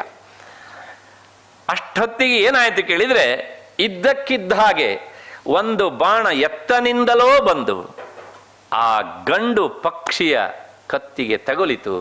ಅದರ ತಲೆ ತುಂಡಾಯಿತು, ಭೂಮಿಯಲ್ಲಿ ಬಿತ್ತು. ಅದು ವಿಲವಿಲ ಅಂತ ಒದ್ದಾಡೋದಕ್ಕೆ ಶುರು ಮಾಡಿತು. ತಂಶೋಣಿತ ಪರೀತಾಂಗಂ, ರಕ್ತದ ಮೊಡಿನಲ್ಲಿ ಅದು ಚಡಪಡಿಸ್ತಾ ಇತ್ತು. ಹೀಗೆ ಅಂತ ಚೇಷ್ಟಮಾನಂ ಮಹೀತಲೇ ಭಾರ್ಯಾತು ನಿಹತಂ ದೃಷ್ಟ ರುರಾವ ಕರುಣಂ ತದ. ಕ್ರೌಂಚ ಪಕ್ಷಿ ಆ ಗಂಡು ಪಕ್ಷಿಯನ್ನು ಹೊಡೆದು ಬಿಟ್ಟಿದ್ದಾನೆ ಅವನು. ಆಗ ಅದರ ಜೊತೆಗಿರುವಂಥ ಹೆಣ್ಣು ಪಕ್ಷಿ ತನ್ನ ಗಂಡನನ್ನು ಕಳ್ಕೊಂಡು, ನಾನು ಇದೇ ಶಬ್ದ ಬಳಸ್ತಿದ್ದೇನೆ ಯಾಕೆಂದರೆ ಇಲ್ಲಿ ಮುಂದೆ ವಾಲ್ಮೀಕಿ ಮುನಿಗಳ ರಚನೆಯಲ್ಲಿ ಕ್ರೌಂಚಿಯದ ಶಬ್ದ ಇಲ್ಲ, ಮೊದಲು ಉಂಟು, ಆಮೇಲೆ ಇದ್ದದ್ದು ಭಾರ್ಯ ಅಂತ. ಸ್ವಾರಸ್ಯ ಅಂದರೆ ಅದು ಮುಂದೇನೋ ಹೇಳಲಿಕ್ಕೋಸ್ಕರ ಉದ್ದೇಶಪೂರ್ವಕ ಆ ಶಬ್ದವನ್ನು ಬಳಸಿದ್ದಾರೆ ಅವರಿಗೆ ಅಂತ. ಕೊನೆಗೆ ಅದನ್ನ ನೋಡಿದಾಗ ಆ ಹೆಣ್ಣು ಪಕ್ಷಿ ರುರಾವ ಕರುಣಂ, ಅತ್ಯಂತ ವಿದ್ರಾವಕವಾಗಿ ಗೊಳೋ ಅಂತ ಕಣ್ಣೀರಿಡ್ತಾ ಇತ್ತಂತೆ. ಅದರ ಚಡಪಡಿಸಿ ಕಂಡಂಥ ಆ ವಾಲ್ಮೀಕಿ ಮುನಿಗಳ ಹೃದಯ ಅದು ಮತ್ತೊಂದಿಷ್ಟು ಕರಗಿ ಹೋಯಿತು, ಮತ್ತೊಂದಿಷ್ಟು ಕರುಣಾರಸ ಉಕ್ಕಿ ಬಂತು. ಛೇ ಛೇ ಛೇ, ಹೀಗಾಗಬಾರ್ದಿತ್ತು ಅಂತ ಹೇಳಿ ಈ ಕರುಣಾ ಘಟನೆ ಹಾಗೆ ನಡೀತಾ ಇರಲಿ. ಮಧ್ಯದಲ್ಲಿ ಒಂದು ಸಣ್ಣ ವಿಷಯವನ್ನು ಹೇಳ್ಬಿಡ್ತೇನೆ. ಇಲ್ಲಿ ವಾಲ್ಮೀಕಿ ಮುನಿಗಳ ಶಬ್ದ ಪ್ರಯೋಗ ಹೇಗುಂಟು ಅಂತಂದ್ರೆ, ಅದು ಕ್ರೌಂಚ ಪಕ್ಷಿ ಅಂತ ಶಬ್ದ ಉಂಟು. ಕ್ರೌಂಚ ಅನ್ನೋದಕ್ಕೆ ಬಹಳಷ್ಟು ಜನ ಕೊಕ್ಕರೆ ಅಂತ ಬರೆದಿದ್ದನ್ನು ನಾನು ನೋಡಿದ್ದೇನೆ. ಕೊಕ್ಕರೆ ಅಂದರೆ ಸಾಮಾನ್ಯವಾಗಿ ಈ ಬಿಳಿ ಹಕ್ಕಿಗಳು ಗದ್ದೆಗಳಲ್ಲಿ ಅಲ್ಲೆಲ್ಲ ಸಂಚರಿಸುವಂತಹ ಕೊಕ್ಕರೆಗಳು. ಅವು ಯಾವಾಗಲೂ ಜೋಡಿಯಲ್ಲಿರುವುದಿಲ್ಲ, ಗುಂಪು ಗುಂಪಾಗಿರ್ತವೆ ಅವು. ಹಾಗಾಗಿ ಇಲ್ಲಿ ಜೋಡಿ ಶಬ್ದ ಉಂಟು ಒಂದು. ಹಾಗಾಗಿ ಇದು ಆ ಕೊಕ್ಕರೆ ಅಲ್ಲ, ನಂಬರ್ 1. ಎರಡನೇದಾಗಿ ಕೊಕ್ಕರೆಗಳಲ್ಲಿ ಇದು ಗಂಡು ಇದು ಹೆಣ್ಣು ಅಂತ ನಾವು ಬೇರ್ಪಡಿಸೋಕ್ಕಾಗೋದಿಲ್ಲ. ಅವನು ಉದ್ದೇಶಪೂರ್ವಕವಾಗಿ ಗಂಡು ಪಕ್ಷಿ ಅಂತ ತಿಳಿದು ಬಾಣ ಬಿಟ್ಟು ಹಾಗಿದೆ ಇದರ ಸಂದರ್ಭ ನೋಡಿದಾಗೆ. ಆ ಗಂಡು ಅಂತ ಗೊತ್ತಾಗ್ಬೇಕಲ್ಲ, ಹೇಗೆ ಗೊತ್ತಾಯಿತು ಅಂತಂದ್ರೆ ವಾಲ್ಮೀಕಿ ಮುನಿಗಳು ಹೇಳ್ತಾರೆ ಇಲ್ಲಿ, ತಾಮ್ರ ಶೀರ್ಷೇಣ ಮತ್ತೇನ ಅಂತ. ಆ ಗಂಡು ಪಕ್ಷಿಯ ತಲೆ ಕೆಂಪಿಗಿತ್ತಂತೆ, ಅಂದ್ರೆ ಅದರ ಮೇಲೆ ಒಂದು ಕೆಂಪು ಜುಟ್ಟು ಇತ್ತು. ಇದನ್ನೆಲ್ಲ ನೋಡಿದಾಗ ಸಾಮಾನ್ಯವಾಗಿ ಅವು ಆ ಜೋಡಿ ಕಾಡು ಕೋಳಿಗಳ ಜೋಡಿ ಆಗಿರಬೇಕು ಅಂತ ಅನಿಸುತ್ತೆ. ಯಾಕೆಂದ್ರೆ ಬೇಡರಿಗೆ ಅದು ತುಂಬ ಇಷ್ಟ ಕೂಡ ಅದು. ಹಾಗಾಗಿ ಆ ಗಂಡು ಪಕ್ಷಿ, ಅದೇ ಗಂಡು ಪಕ್ಷಿ ಹೆಣ್ಣು ಪಕ್ಷಿ ಅಂತ ನಾವು ನೇರವಾಗಿ ವಿಭಾಗ ಮಾಡ್ಕೊಳ್ಳೋಕ್ಕಾಗುತ್ತೆ ಕಾಡು ಕೋಳಿಗಳಲ್ಲಿ. ಅದಕ್ಕೋಸ್ಕರ ಅದನ್ನು ನೀರು ಕೋಳಿ ಅಂತಲೂ ಸಹ ಕೆಲವು ಕಡೆಗೆ ಬರೆದಿದ್ದು ಉಂಟು. ಅಷ್ಟು ಹಿನ್ನೆಲೆಯಲ್ಲಿ ಪತ್ರಿಣಾ ಸಹಿತೇನ ವೈ, ಆ ಗಂಡು ಪಕ್ಷಿ ತನ್ನ ಪ್ರಾಣವನ್ನು ಕಳ್ಕೊಂಡಾಗ ಅದರ ಭಾರ್ಯ ಅಂತ ಶಬ್ದ, ನಿಹತಂ ದೃಷ್ಟ ರುರಾವ ಕರುಣಂ, ಕಣ್ಣೀರುಕ್ಕಿತಂತೆ. ಅದರ ಅಳುವನ್ನು ಕೇಳಿದಾಗ ವಾಲ್ಮೀಕಿ ಮುನಿಗಳು ಚಡಪಡಿಸಿಬಿಟ್ರು. ಛೇ ಆಗಬಾರ್ದಾಗೋಯ್ತು, ಛೇ ಆಗಬಾರ್ದಿತ್ತು ಹೀಗೆ ಅಂಥೇಳಿ. ತಕ್ಷಣ ಆ ನೋವನ್ನು ಅನುಭವಿಸ್ತಾ ಇರುವಾಗ ಅವರ ಹೃದಯದಲ್ಲಿ ಕಾರುಣ್ಯ ರಸ ಉಕ್ಕೇರಿತಂತೆ. ಮೊದಲೇ ಸೀತೆಯನ್ನ ರಾವಣ ಅಪಹರಿಸಿದಂತಹ ವಿಷಯವನ್ನು ಕೇಳಿ ಕಾರುಣ್ಯ ರಸ ಉಕ್ಕೇರಿತ್ತು, ಅದು ಅರ್ಧಕ್ಕೆ ಬಂದು ನಿಂತಿತ್ತು. ಈಗ ಇಲ್ಲೊಂದು ಘಟನೆಯನ್ನು ನೇರ ನೋಡಿದಾಗ ಆ ಘಟನೆ ಇಮ್ಮಡಿಸಿತು. ತಕ್ಷಣ ಅವರಿಗೆ ತಿಳಿಯದೇ ಇರುವ ಹಾಗೆ ರಾಮಾಯಣ ಹೇಳುತ್ತೆ, ಋಷೇರ ಧರ್ಮಾತ್ಮನಸ್ತಸ್ಯ ಕಾರುಣ್ಯಂ ಸಮಪದ್ಯತ. ಆ ಕರುಣಾ ರಸ ಉಕ್ಕೇರಿತು. ಹಾಗೆ ಉಕ್ಕೇರಿದಾಗ ಏನಾಯ್ತು ಅಂದ್ರೆ, ಮಾನುಷಾದ ಪ್ರತಿಷ್ಠಾಂ ತಮಗಮ ಶಾಶ್ವತೀ ಸಮಾಹ ಯತ್ಕ್ರೌಂಚ ಮಿಥುನಾದೇಕಂ ಅವಧೇ ಕಾಮಮೋಹಿತಂ. ಹೇ ನಿಷಾದ, ಬೇಡ ಅಂತ ಅರ್ಥ, ನೀನು ಬಹಳ ಕಾಲ ಬದುಕಬೇಡ. ಯಾಕೆ ಅಂತಂದ್ರೆ ಮಾಡಬಾರದ ಕೆಟ್ಟ ಕೆಲಸ, ಅನ್ಯಾಯ ನೀ ಮಾಡಿದ್ದೀಯ. ಏನು ಆ ಪ್ರೀತಿಯಿಂದ ಕೂಡಿದಂತಹ ಆ ಕ್ರೌಂಚ ದ್ವಂದ್ವಗಳಲ್ಲಿ ಗಂಡು ಪಕ್ಷಿಯನ್ನ ನೀನು ಸಾಯಿಸಿದ್ದೀಯೇ, ಹೆಣ್ಣು ಪಕ್ಷಿ ಸಂಕಟ ಪಡುವಂತಹ ಪರಿಸ್ಥಿತಿಯನ್ನು ನೀನು ತಂದಿದ್ದೀಯೇ. ಆದ್ದರಿಂದ ನೀನು ಬಹಳ ಕಾಲ ಬದುಕಬೇಡ. ಮಾಡಬಾರದ ಕೆಲಸ ಮಾಡಿದವರು ಇಲ್ಲಿ ಬದುಕಲಿಕ್ಕೆ ಅವರಿಗೆ ಹಕ್ಕಿಲ್ಲ ಅಂತ ಆ ಕಾರುಣ್ಯ ರಸ ಉಕ್ಕೇರಿ ಅವನಿಗೇ ತಿಳಿಯದ ಹಾಗೆ ಕೋಪ ಮುಖದಿಂದ ಇರುವಾಗ ಬಾಯಿಂದ ಈ ಶಬ್ದ ಹೊಮ್ಮಿತು. ಅದು ಶಬ್ದ ಆಗಿರಲಿಲ್ಲ, ಸರಿಯಾಗಿ ವ್ಯವಸ್ಥಿತವಾಗಿ ಬಂದಂಥ ಒಂದು ಶ್ಲೋಕ ಆಗಿತ್ತು. ಇಷ್ಟು ಹೇಳಿ ಸ್ನಾನ ಮುಗಿಸಿ ಬಹಳ ಕಷ್ಟಪಟ್ಟು ಆನ್ನಿಕೆಗಳನ್ನೆಲ್ಲ ಮಾಡಬೇಕು ಅಂತೇಳಿ ಆಶ್ರಮದತ್ತ ಹೆಜ್ಜೆ ಹಾಕಿದ ವಾಲ್ಮೀಕಿ ಮುನಿಯಲ್ಲಿ ಇನ್ನೊಂದು ಯೋಚನಾ ಲಹರಿ. ಏನು ಅಂದರೆ, ಒಂದು ಪಕ್ಷಿಯನ್ನು ಸಾಯಿಸಿ ಅದರ ಮಾಂಸವನ್ನು ತಿಂದು ಬದುಕುವುದು ವ್ಯಾಧನ ಬದುಕಿನ ಕರ್ತವ್ಯ, ಅದು ಅವನಿಗೆ ಅನಿವಾರ್ಯ. ಅದು ಹೀಗೆ ಅಂತ ಬೇಡ ಅವನು ಹೇಳಿ ಕೇಳಿ. ಅವನ ಕೆಲಸ ಮಾಡಿದರೆ ನಾನು ಯಾಕೆ ಅವನಿಗೆ ಈ ಶಾಪ ಕೊಡಬೇಕಿತ್ತು? ಅವನ ಕೆಲಸ ಅವನು ಮಾಡಿದಾಗ ನಾನು ಯಾಕೆ ನಿಯಂತ್ರಣ ಕಳ್ಕೊಂಡೆ? ಅವನ ಕೆಲಸ ಅವನು ಮಾಡಿದ ಹಾಗೆ ಶಾಪ ಕೊಡುವುದು ನನ್ನ ಕೆಲಸವಾ? ಅಷ್ಟೇ ಅಲ್ಲ, ಸಾಮಾನ್ಯವಾಗಿ ತಪಸ್ವಿಗಳಾದವರು ವಿವೇಕಿಗಳಾದವರು ಎಂದೂ ಸಹ ಶಾಪ ಕೊಡೋದಕ್ಕೆ ಮುಂದಾಗುವುದಿಲ್ಲ. ಆ ಶಾಪವನ್ನು ಕೊಡುವುದಕ್ಕೆ ಎಂತಹ ಸಂದರ್ಭ ಬಂದು ಒದಗಿದರೂ ಸಹ ಅದರಿಂದ ಅವ್ರು ಹಿಂದೆ ಸರಿತಾರೆ. ಯಾಕೆ ಕೇಳಿದರೆ ಶಾಪ ಕೊಡುವುದು ಅನ್ನೋದಕ್ಕೆ ಅರ್ಥ ತಾವು ಗಳಿಸಿದ ಒಂದಿಷ್ಟು ತಪಸ್ಸನ್ನು ಕಳೆದುಕೊಳ್ಳುವುದು ಅಂತಲೇ ಅರ್ಥ, ಶಕ್ತಿಪಾತ ಆಗುವುದು ಅಂತಲೇ ಅರ್ಥ. ಹಾಗಾಗಿ ತಪಸ್ವಿಗಳಾದವರು ಎಂತಹ ಸಂದರ್ಭದಲ್ಲೂ ಸಹ ಆ ಶಾಪ ಕೊಡೋದಕ್ಕೆ ಹಿಂದೇಟಾಕ್ತಾರೆ, ಅದನ್ನು ಸಾಧ್ಯವಾದಷ್ಟು ಸಹ ಅವರು ತಪ್ಪಿಸ್ತಾರೆ. ಇಂಥ ಸ್ಥಿತಿಯಲ್ಲಿ ನಾನು ಯಾಕೆ ಇಂಥ ಕೆಲಸ ಮಾಡಿದೆ, ನಾನು ಯಾಕೆ ಇಂಥ ಕೆಲಸ ಮಾಡಿದೆ, ಅವನ ಕರ್ತವ್ಯ ಮಾಡಿದ, ನಾನು ಯಾಕೆ ನನ್ನ ಕರ್ತವ್ಯ ಅಲ್ಲದ್ದನ್ನು ಮಾಡಿದೆ ಅಂತ ಹೀಗೆ ಚಡಪಡಿಸ್ತಾ ಆಶ್ರಮಕ್ಕೆ ಬಂದಿದ್ದಾರೆ. ಕೊನೆಗೆ ಆನ್ನಿಕ ಮುಗಿಸಿದ್ದಾರೆ. ನಾನು ಮಾಡಬಾರ್ದನ್ನು ಮಾಡಿಬಿಟ್ಟೆ. ಸಾಮಾನ್ಯವಾಗಿ ಈ ವಿವೇಕಿಗಳಾದವ್ರನ್ನ ಕಾಡುವಂಥದ್ದು, ಎಂದೂ ಸಹ ತಪ್ಪನ್ನು ಮಾಡದೇ ಇರೋರು ಒಂದು ಸಣ್ಣ ತಪ್ಪನ್ನು ಮಾಡಿದರೂ ಸಹ ದಿನವೆಲ್ಲ, ವಾರವೆಲ್ಲ, ತಿಂಗಳೆಲ್ಲ ಅದು ಅವ್ರನ್ನ ಕಿತ್ತು ತಿಂತಾ ಇರ್ತದೆ. ವಾಲ್ಮೀಕಿ ಮುನಿಗಳಿಗೂ ಸಹ ಹಾಗೇ ಆಗಿದೆ. ಹೀಗೆ ನಾನು ತಪ್ಪು ಮಾಡಿದೆ ಅಂತ ಕೊರಗ್ತಾ ವಿಚಾರ ಮಾಡ್ತಾ ಮತ್ತೆ ಪುನಃ ಒಳಮುಖರಾದಾಗ, ಅಂತರ್ಮುಖರಾದಾಗ ಅವರ ಅಂತರದೃಷ್ಟಿಯಲ್ಲಿ ಚತುರ್ಮುಖ ಗೋಚರಿಸಿದ. ಅಲ್ಲಿ ನೇರ ಸಮಾಧಿ ಅನ್ನುವಂತಹ ಶಬ್ದನೇ ಉಂಟು ರಾಮಾಯಣದಲ್ಲಿ. ಆ ಸಮಾಧಿ ಸ್ಥಿತಿಗೆ ಹೋದಾಗ ಚತುರ್ಮುಖ ಕಂಡ. ಮತ್ತೆ ಪುನಃ ವಾಲ್ಮೀಕಿ ಮುನಿಗಳು ಆ ಅಂತರ್ಮುಖತೆಯಲ್ಲಿ ನಾನು ಒಂದು ತಪ್ಪನ್ನು ಮಾಡಿಬಿಟ್ಟಿದ್ದೇನೆ, ಏನು ಪರಿಹಾರ ಎನ್ನುವ ಧಾಟಿಯಲ್ಲಿ ಈ ಪ್ರಶ್ನೆಯನ್ನು ಕೇಳಿದಾಗ ಚತುರ್ಮುಖ ಹೇಳಿದನಂತೆ, ಏನು ತಪ್ಪು ಮಾಡಿದೆ? ಅಲ್ಲ, ಶಾಪ ಕೊಟ್ಬಿಟ್ಟೆ. ನೀನು ಕೊಟ್ಟಿದ್ದು ಶಾಪ ಅಲ್ಲ, ಹಾಗಿದ್ರೆ ಅದು ನನ್ನ ಅನುಗ್ರಹದಿಂದ ನಿನ್ನ ಬಾಯಿಂದ ಹೊರಹೊಮ್ಮಿದಂತಹ ಶ್ಲೋಕ. ಅದು ನಿನ್ನ ಶೋಕ, ಅದು ಶ್ಲೋಕ ಆಗಿದೆ. ಹೇಗುಂಟು ಅಂತ ಕೇಳಿದರೆ ಅದು ಪಾದಬದ್ಧ ಅಕ್ಷರ ಸಮಃ ತಂತ್ರೀಲಯ ಸಮನ್ವಿತ. ಪಾದಬದ್ಧ ಅಂದರೆ 4 ಸಾಲುಗಳಿವೆ, ಒಂದೊಂದು ಸಾಲುಗಳಲ್ಲಿ 8 ಅಕ್ಷರ, ಅಂದರೆ ಒಟ್ಟು 32 ಅಕ್ಷರಗಳನ್ನು ಒಳಗೊಂಡಂತಹ ಅನುಷ್ಟುಪ್ ಎನ್ನುವಂತಹ ಛಂದಸ್ಸಿನಲ್ಲಿ ಅದು ಇಳಿದು ಬಂದಿದೆ. ನನ್ನ ಅನುಗ್ರಹದಿಂದ ಅದು ಇಳಿದು ಬರೋದಕ್ಕೆ ನಿನ್ನ ನಾಲಿಗೆಯನ್ನು ನಾನು ಆಶ್ರಯಿಸಿದ್ದೇನೆ, ನಿನ್ನ ನಾಲಿಗೆಯಲ್ಲಿ ನಾನು ಇರಿಸಿ ಪ್ರಪಂಚಕ್ಕೆ ಕೊಟ್ಟಿದ್ದೇನೆ. ನೀನಂದುಕೊಂಡ ಹಾಗೆ ಅದು ಶಾಪ ಅಲ್ಲ. ಹಾಗಿದ್ರೆ ಏನು ಕೇಳಿದರೆ, ನಾರದರಿಂದ ನೀನು ಏನು ರಾಮಾಯಣವನ್ನು ಕೇಳಿದೆಯೋ ಆ ರಾಮಾಯಣದ ಕಥಾನಾಯಕ ಇದ್ದಾನಲ್ಲ, ರಾಮ ಮಾಡಿದಂಥ ಲೋಕೋತ್ತರವಾದಂತಹ ಕೃತ್ಯವನ್ನು ಬಣ್ಣಿಸುವಂತಹ ಶ್ಲೋಕ, ನಿನ್ನ ಶೋಕ ಆ ಶ್ಲೋಕವಾಗಿ ಹೊರಹೊಮ್ಮಿದೆ ಅಲ್ಲ. ಅದು ಹೇಗೆ ಸಾಧ್ಯ ಅಂತ ವಾಲ್ಮೀಕಿ ಕೇಳಿದ. ಏನಿಲ್ಲಪ್ಪ, ಆ ನಿಷಾದ ಅಂತ ಶಬ್ದ ಉಂಟಲ್ಲ, ಅದರ ಹಿಂದೆ ಮಾ ಅಂತುಂಟು, ಎರಡು ಸೇರಿಸಿ ಅರ್ಥ ಹೇಳ್ಬಿಡೋಣ. ಈಗ ಮಾ ನಿಷಾದ, ಮಾ ಅಂದ್ರೆ ಲಕ್ಷ್ಮಿ. ಆ ಲಕ್ಷ್ಮಿ ಯಾವನ ತೊಡೆಯಲ್ಲಿ ಕುಳಿತಿದ್ದಾಳೋ ಅವನು ಮಾ ನಿಷಾದ. ಯಾರಪ್ಪ?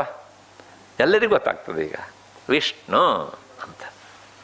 ತಮಗಮ ಶಾಶ್ವತೀ ಸಮಾಹ, ನೀನು ಈ ಪ್ರಪಂಚದಲ್ಲಿ ಶಾಶ್ವತವಾದಂತಹ ಕೀರ್ತಿಯನ್ನು ಹೊಂದು. ಯಾಕೆ ಕೇಳಿದರೆ, ಯತ್ ಕ್ರೌಂಚ ಮಿಥುನಾದೇಕಂ ಅವಧಿ ಕಾಮ ಮೋಹಿತಂ.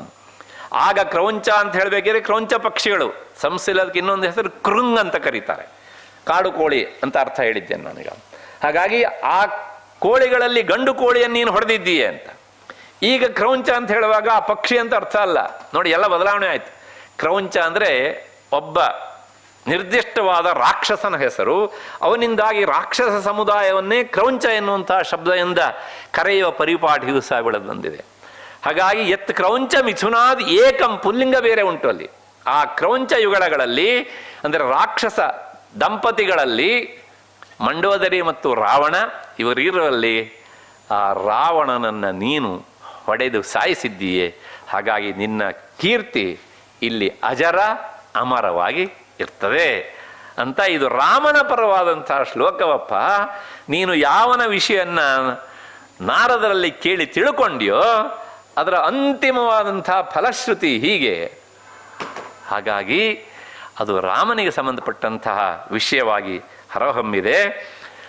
ನಿನ್ನ ಶೋಕ ಅದು ಶ್ಲೋಕವಾಗಿದೆ, ನಿನ್ನ ಶೋಕ ವ್ಯರ್ಥವಾಗಲಿಲ್ಲ. ಈ ಶೋಕ ಅದು ಶ್ಲೋಕ ಆಯಿತು. ಅದು ಹೇಗೆ ವ್ಯರ್ಥ ಅಲ್ಲ ಅನ್ನೋದನ್ನು ಆಮೇಲೆ ಹೇಳ್ತೇನೆ. ಮೊದಲು ಚತುರ್ಮುಖ ಇಲ್ಲಿಂದ ಹೊರಡಬೇಕು. ಆ ಹೊರಡಬೇಕಿದ್ರೆ ವಾಲ್ಮೀಕಿ ಮುನಿಗಳು ಮತ್ತೆ ಪುನಃ ಪ್ರಶ್ನೆ ಕೇಳ್ತಾರೆ. ನಾರದರೇನು ಹೇಳಿದ್ದಾರೆ, ಆದರೆ ಎಷ್ಟಂದ್ರೂ ಸಹ ಮರೆವು ಸಹಜ ಸ್ವಭಾವ. ಹಾಗಾಗಿ ನಾನು ನೋಡಲಿಲ್ಲ ರಾಮ ಹೇಗಿದ್ದ, ರಾಮನ ನಡತೆ ಹಾಗಿತ್ತು, ಸೀತಮ್ಮ ಹೇಗಿದ್ಲು, ಮತ್ತೆ ದಶರಥ ಹೇಗಿದ್ದ, ರಾವಣ ಹೇಗಿದ್ದ, ಇದು ಯಾವುದರ ಕಲ್ಪನೆಯೂ ನನಗೆ ಕೇವಲ ಒಂದು ಶಬ್ದದಿಂದ ಬಂದಿದೆ ಅಷ್ಟೇ ಹೊರತು ಸಹ ನನ್ನ ದೃಷ್ಟಿಗೋಚರ ಆಗಲಿಲ್ಲ.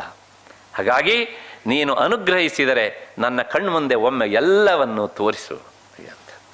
ಆಗ ಚತುರ್ಮುಖ ಹೇಳಿದ, ನಾರದರು ಹೇಳಿದ್ದು, ಹೇಳದೆ ಬಿಟ್ಟಿದ್ದು ಎಲ್ಲವೂ ಸಹ ನೀನು ಪೆನ್ನನ್ನು ಹಿಡಿದು ಬರೀಬೇಕಿದ್ರೆ ಎಲ್ಲ ದೃಶ್ಯಾವಳಿಗಳು ಸಹ ನಿನ್ನ ಎದುರಿಗೆ ಸಂಚರಿಸ್ತಾ ಇರ್ತವೆ, ಯೋಚನೆ ಮಾಡಬೇಡ.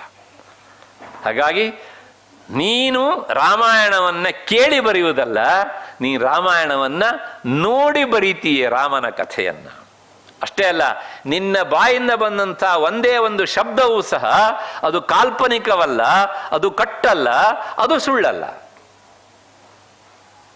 ಆದ್ದರಿಂದ ನೀನು ಏನು ಹೇಳ್ತೀಯೋ ಆ ಹೇಳಿಕೆಯ ಹಿಂದೆ ನಿನಗೊಂದು ದೃಶ್ಯ ಕಾಣ್ತದೆ, ಅದನ್ನಿಟ್ಕೊಂಡು ರಾಮಾಯಣವನ್ನು ರಚಿಸು ಅಂತ ವಾಲ್ಮೀಕಿ ಮುನಿಗಳಿಗೆ ಚತುರ್ಮುಖ ಹೇಳಿದ.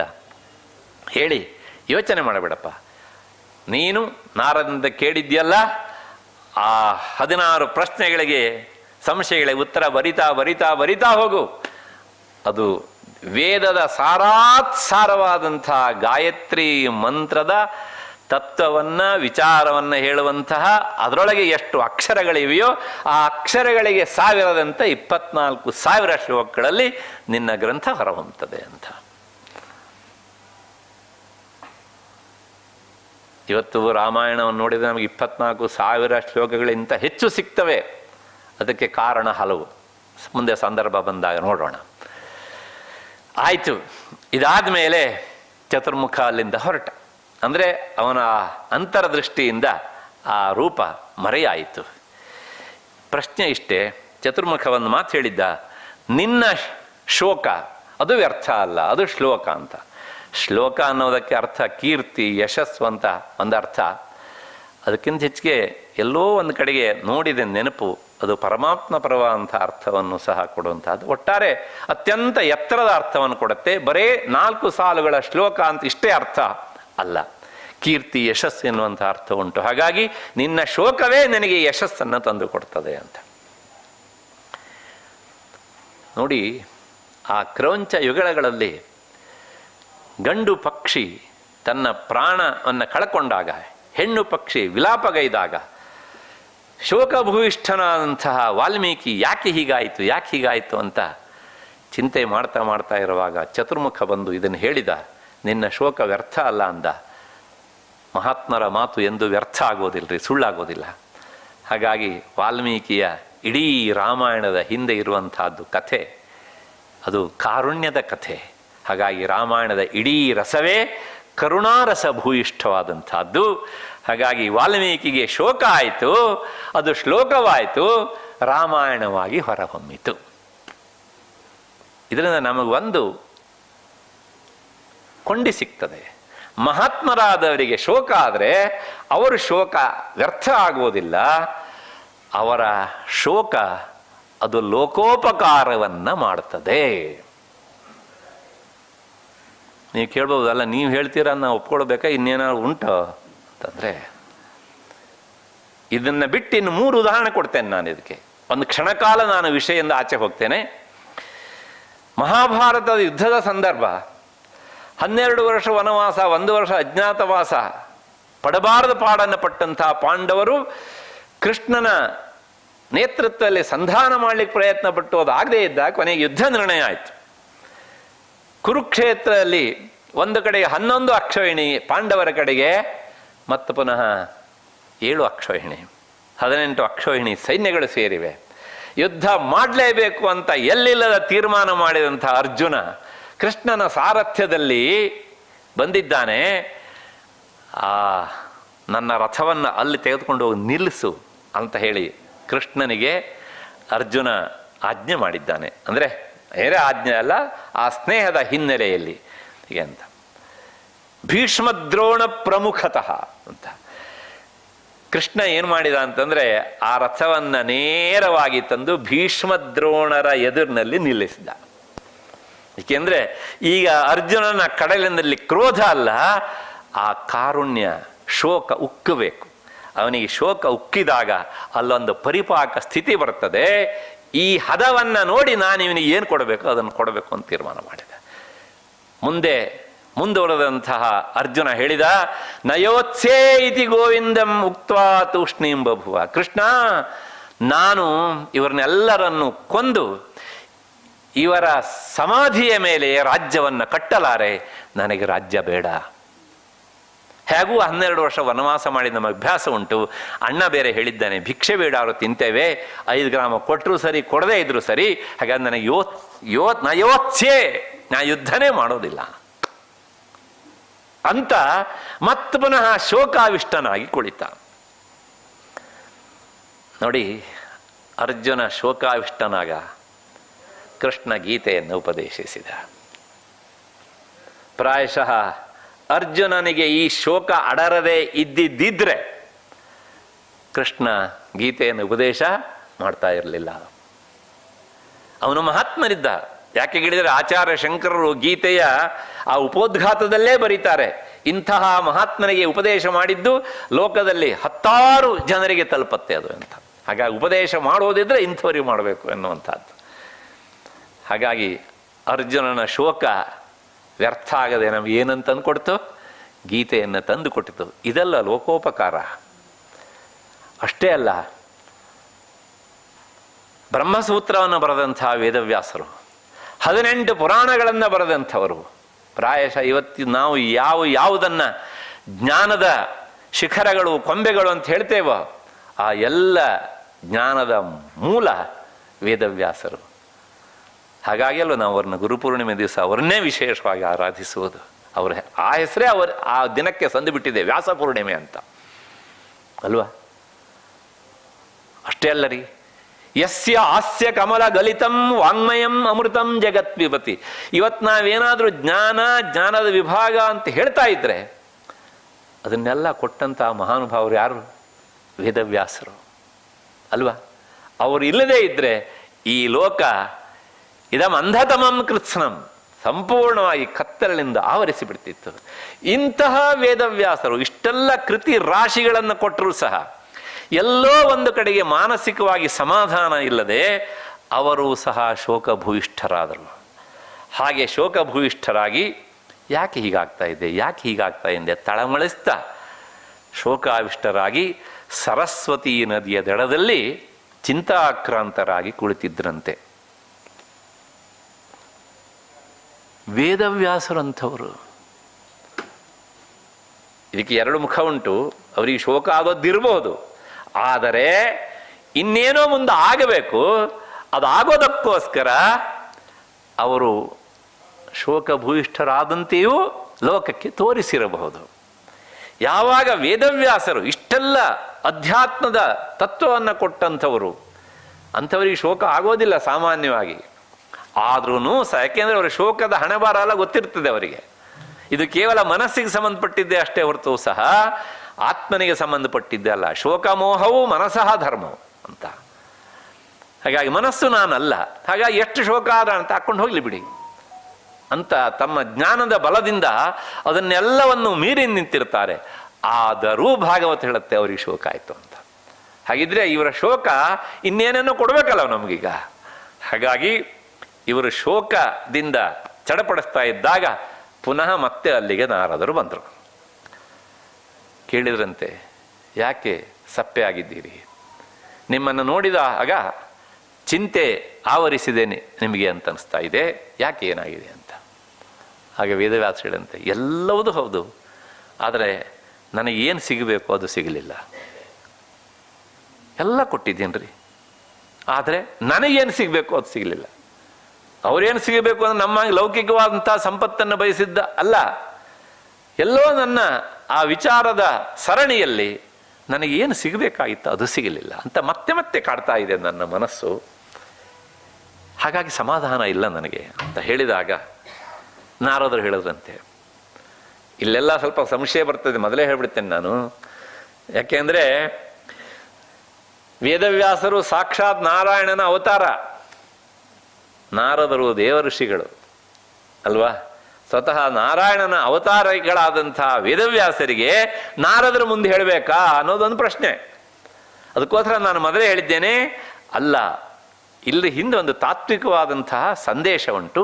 ಅದು ಏನು ಅಂತ ಮತ್ತೆ ಪುನಃ ಸಮಯ ಸಿಕ್ಕಾಗ ನೋಡೋಣ. ಅಷ್ಟು ಹಿನ್ನೆಲೆಯಲ್ಲಿ ನಾರದರು ಹೇಳ್ತಾರೆ, ಹೌದು, ನಿಮ್ಮ ಈ ದುಗುಡಕ್ಕೆ, ಈ ದುಮ್ಮಾನಕ್ಕೆ, ಮನಸ್ಸಿಗೆ ಶಾಂತಿ ಇದೇ ಇರುವುದಕ್ಕೆ ಒಂದು ಕಾರಣ ಉಂಟು. ನೀವು ಕೃಷ್ಣನ ಆ ಸಗುಣ ರೂಪವನ್ನು, ವಿಶೇಷವಾಗಿ ಬಾಲ್ಯ ಲೀಲೆಗಳನ್ನು ವರ್ಣಿಸಿಲ್ಲ. ಯಾಕೆಂದರೆ ಕೃಷ್ಣ ಬೇರೆ ಅಲ್ಲ, ಸಾಕ್ಷಾತ್ ಪರಬ್ರಹ್ಮ ವಸ್ತು ಬೇರೆ ಅಲ್ಲ. ಕೃಷ್ಣಸ್ತು ಭಗವಾನ್ ಸ್ವಯಂ. ಈ ವ್ಯಾಸಪೂರ್ಣೆಯ ಸಂದರ್ಭದಲ್ಲಿ ಆ ಕೃಷ್ಣ ಪಂಚಕ ಅಂತ ಅವನನ್ನೂ ಸಹ ನಾವು ಪೂಜೆ ಮಾಡುವಂತಹ ಪರಂಪರೆ ಉಂಟು, ಕ್ರಮ ಉಂಟು.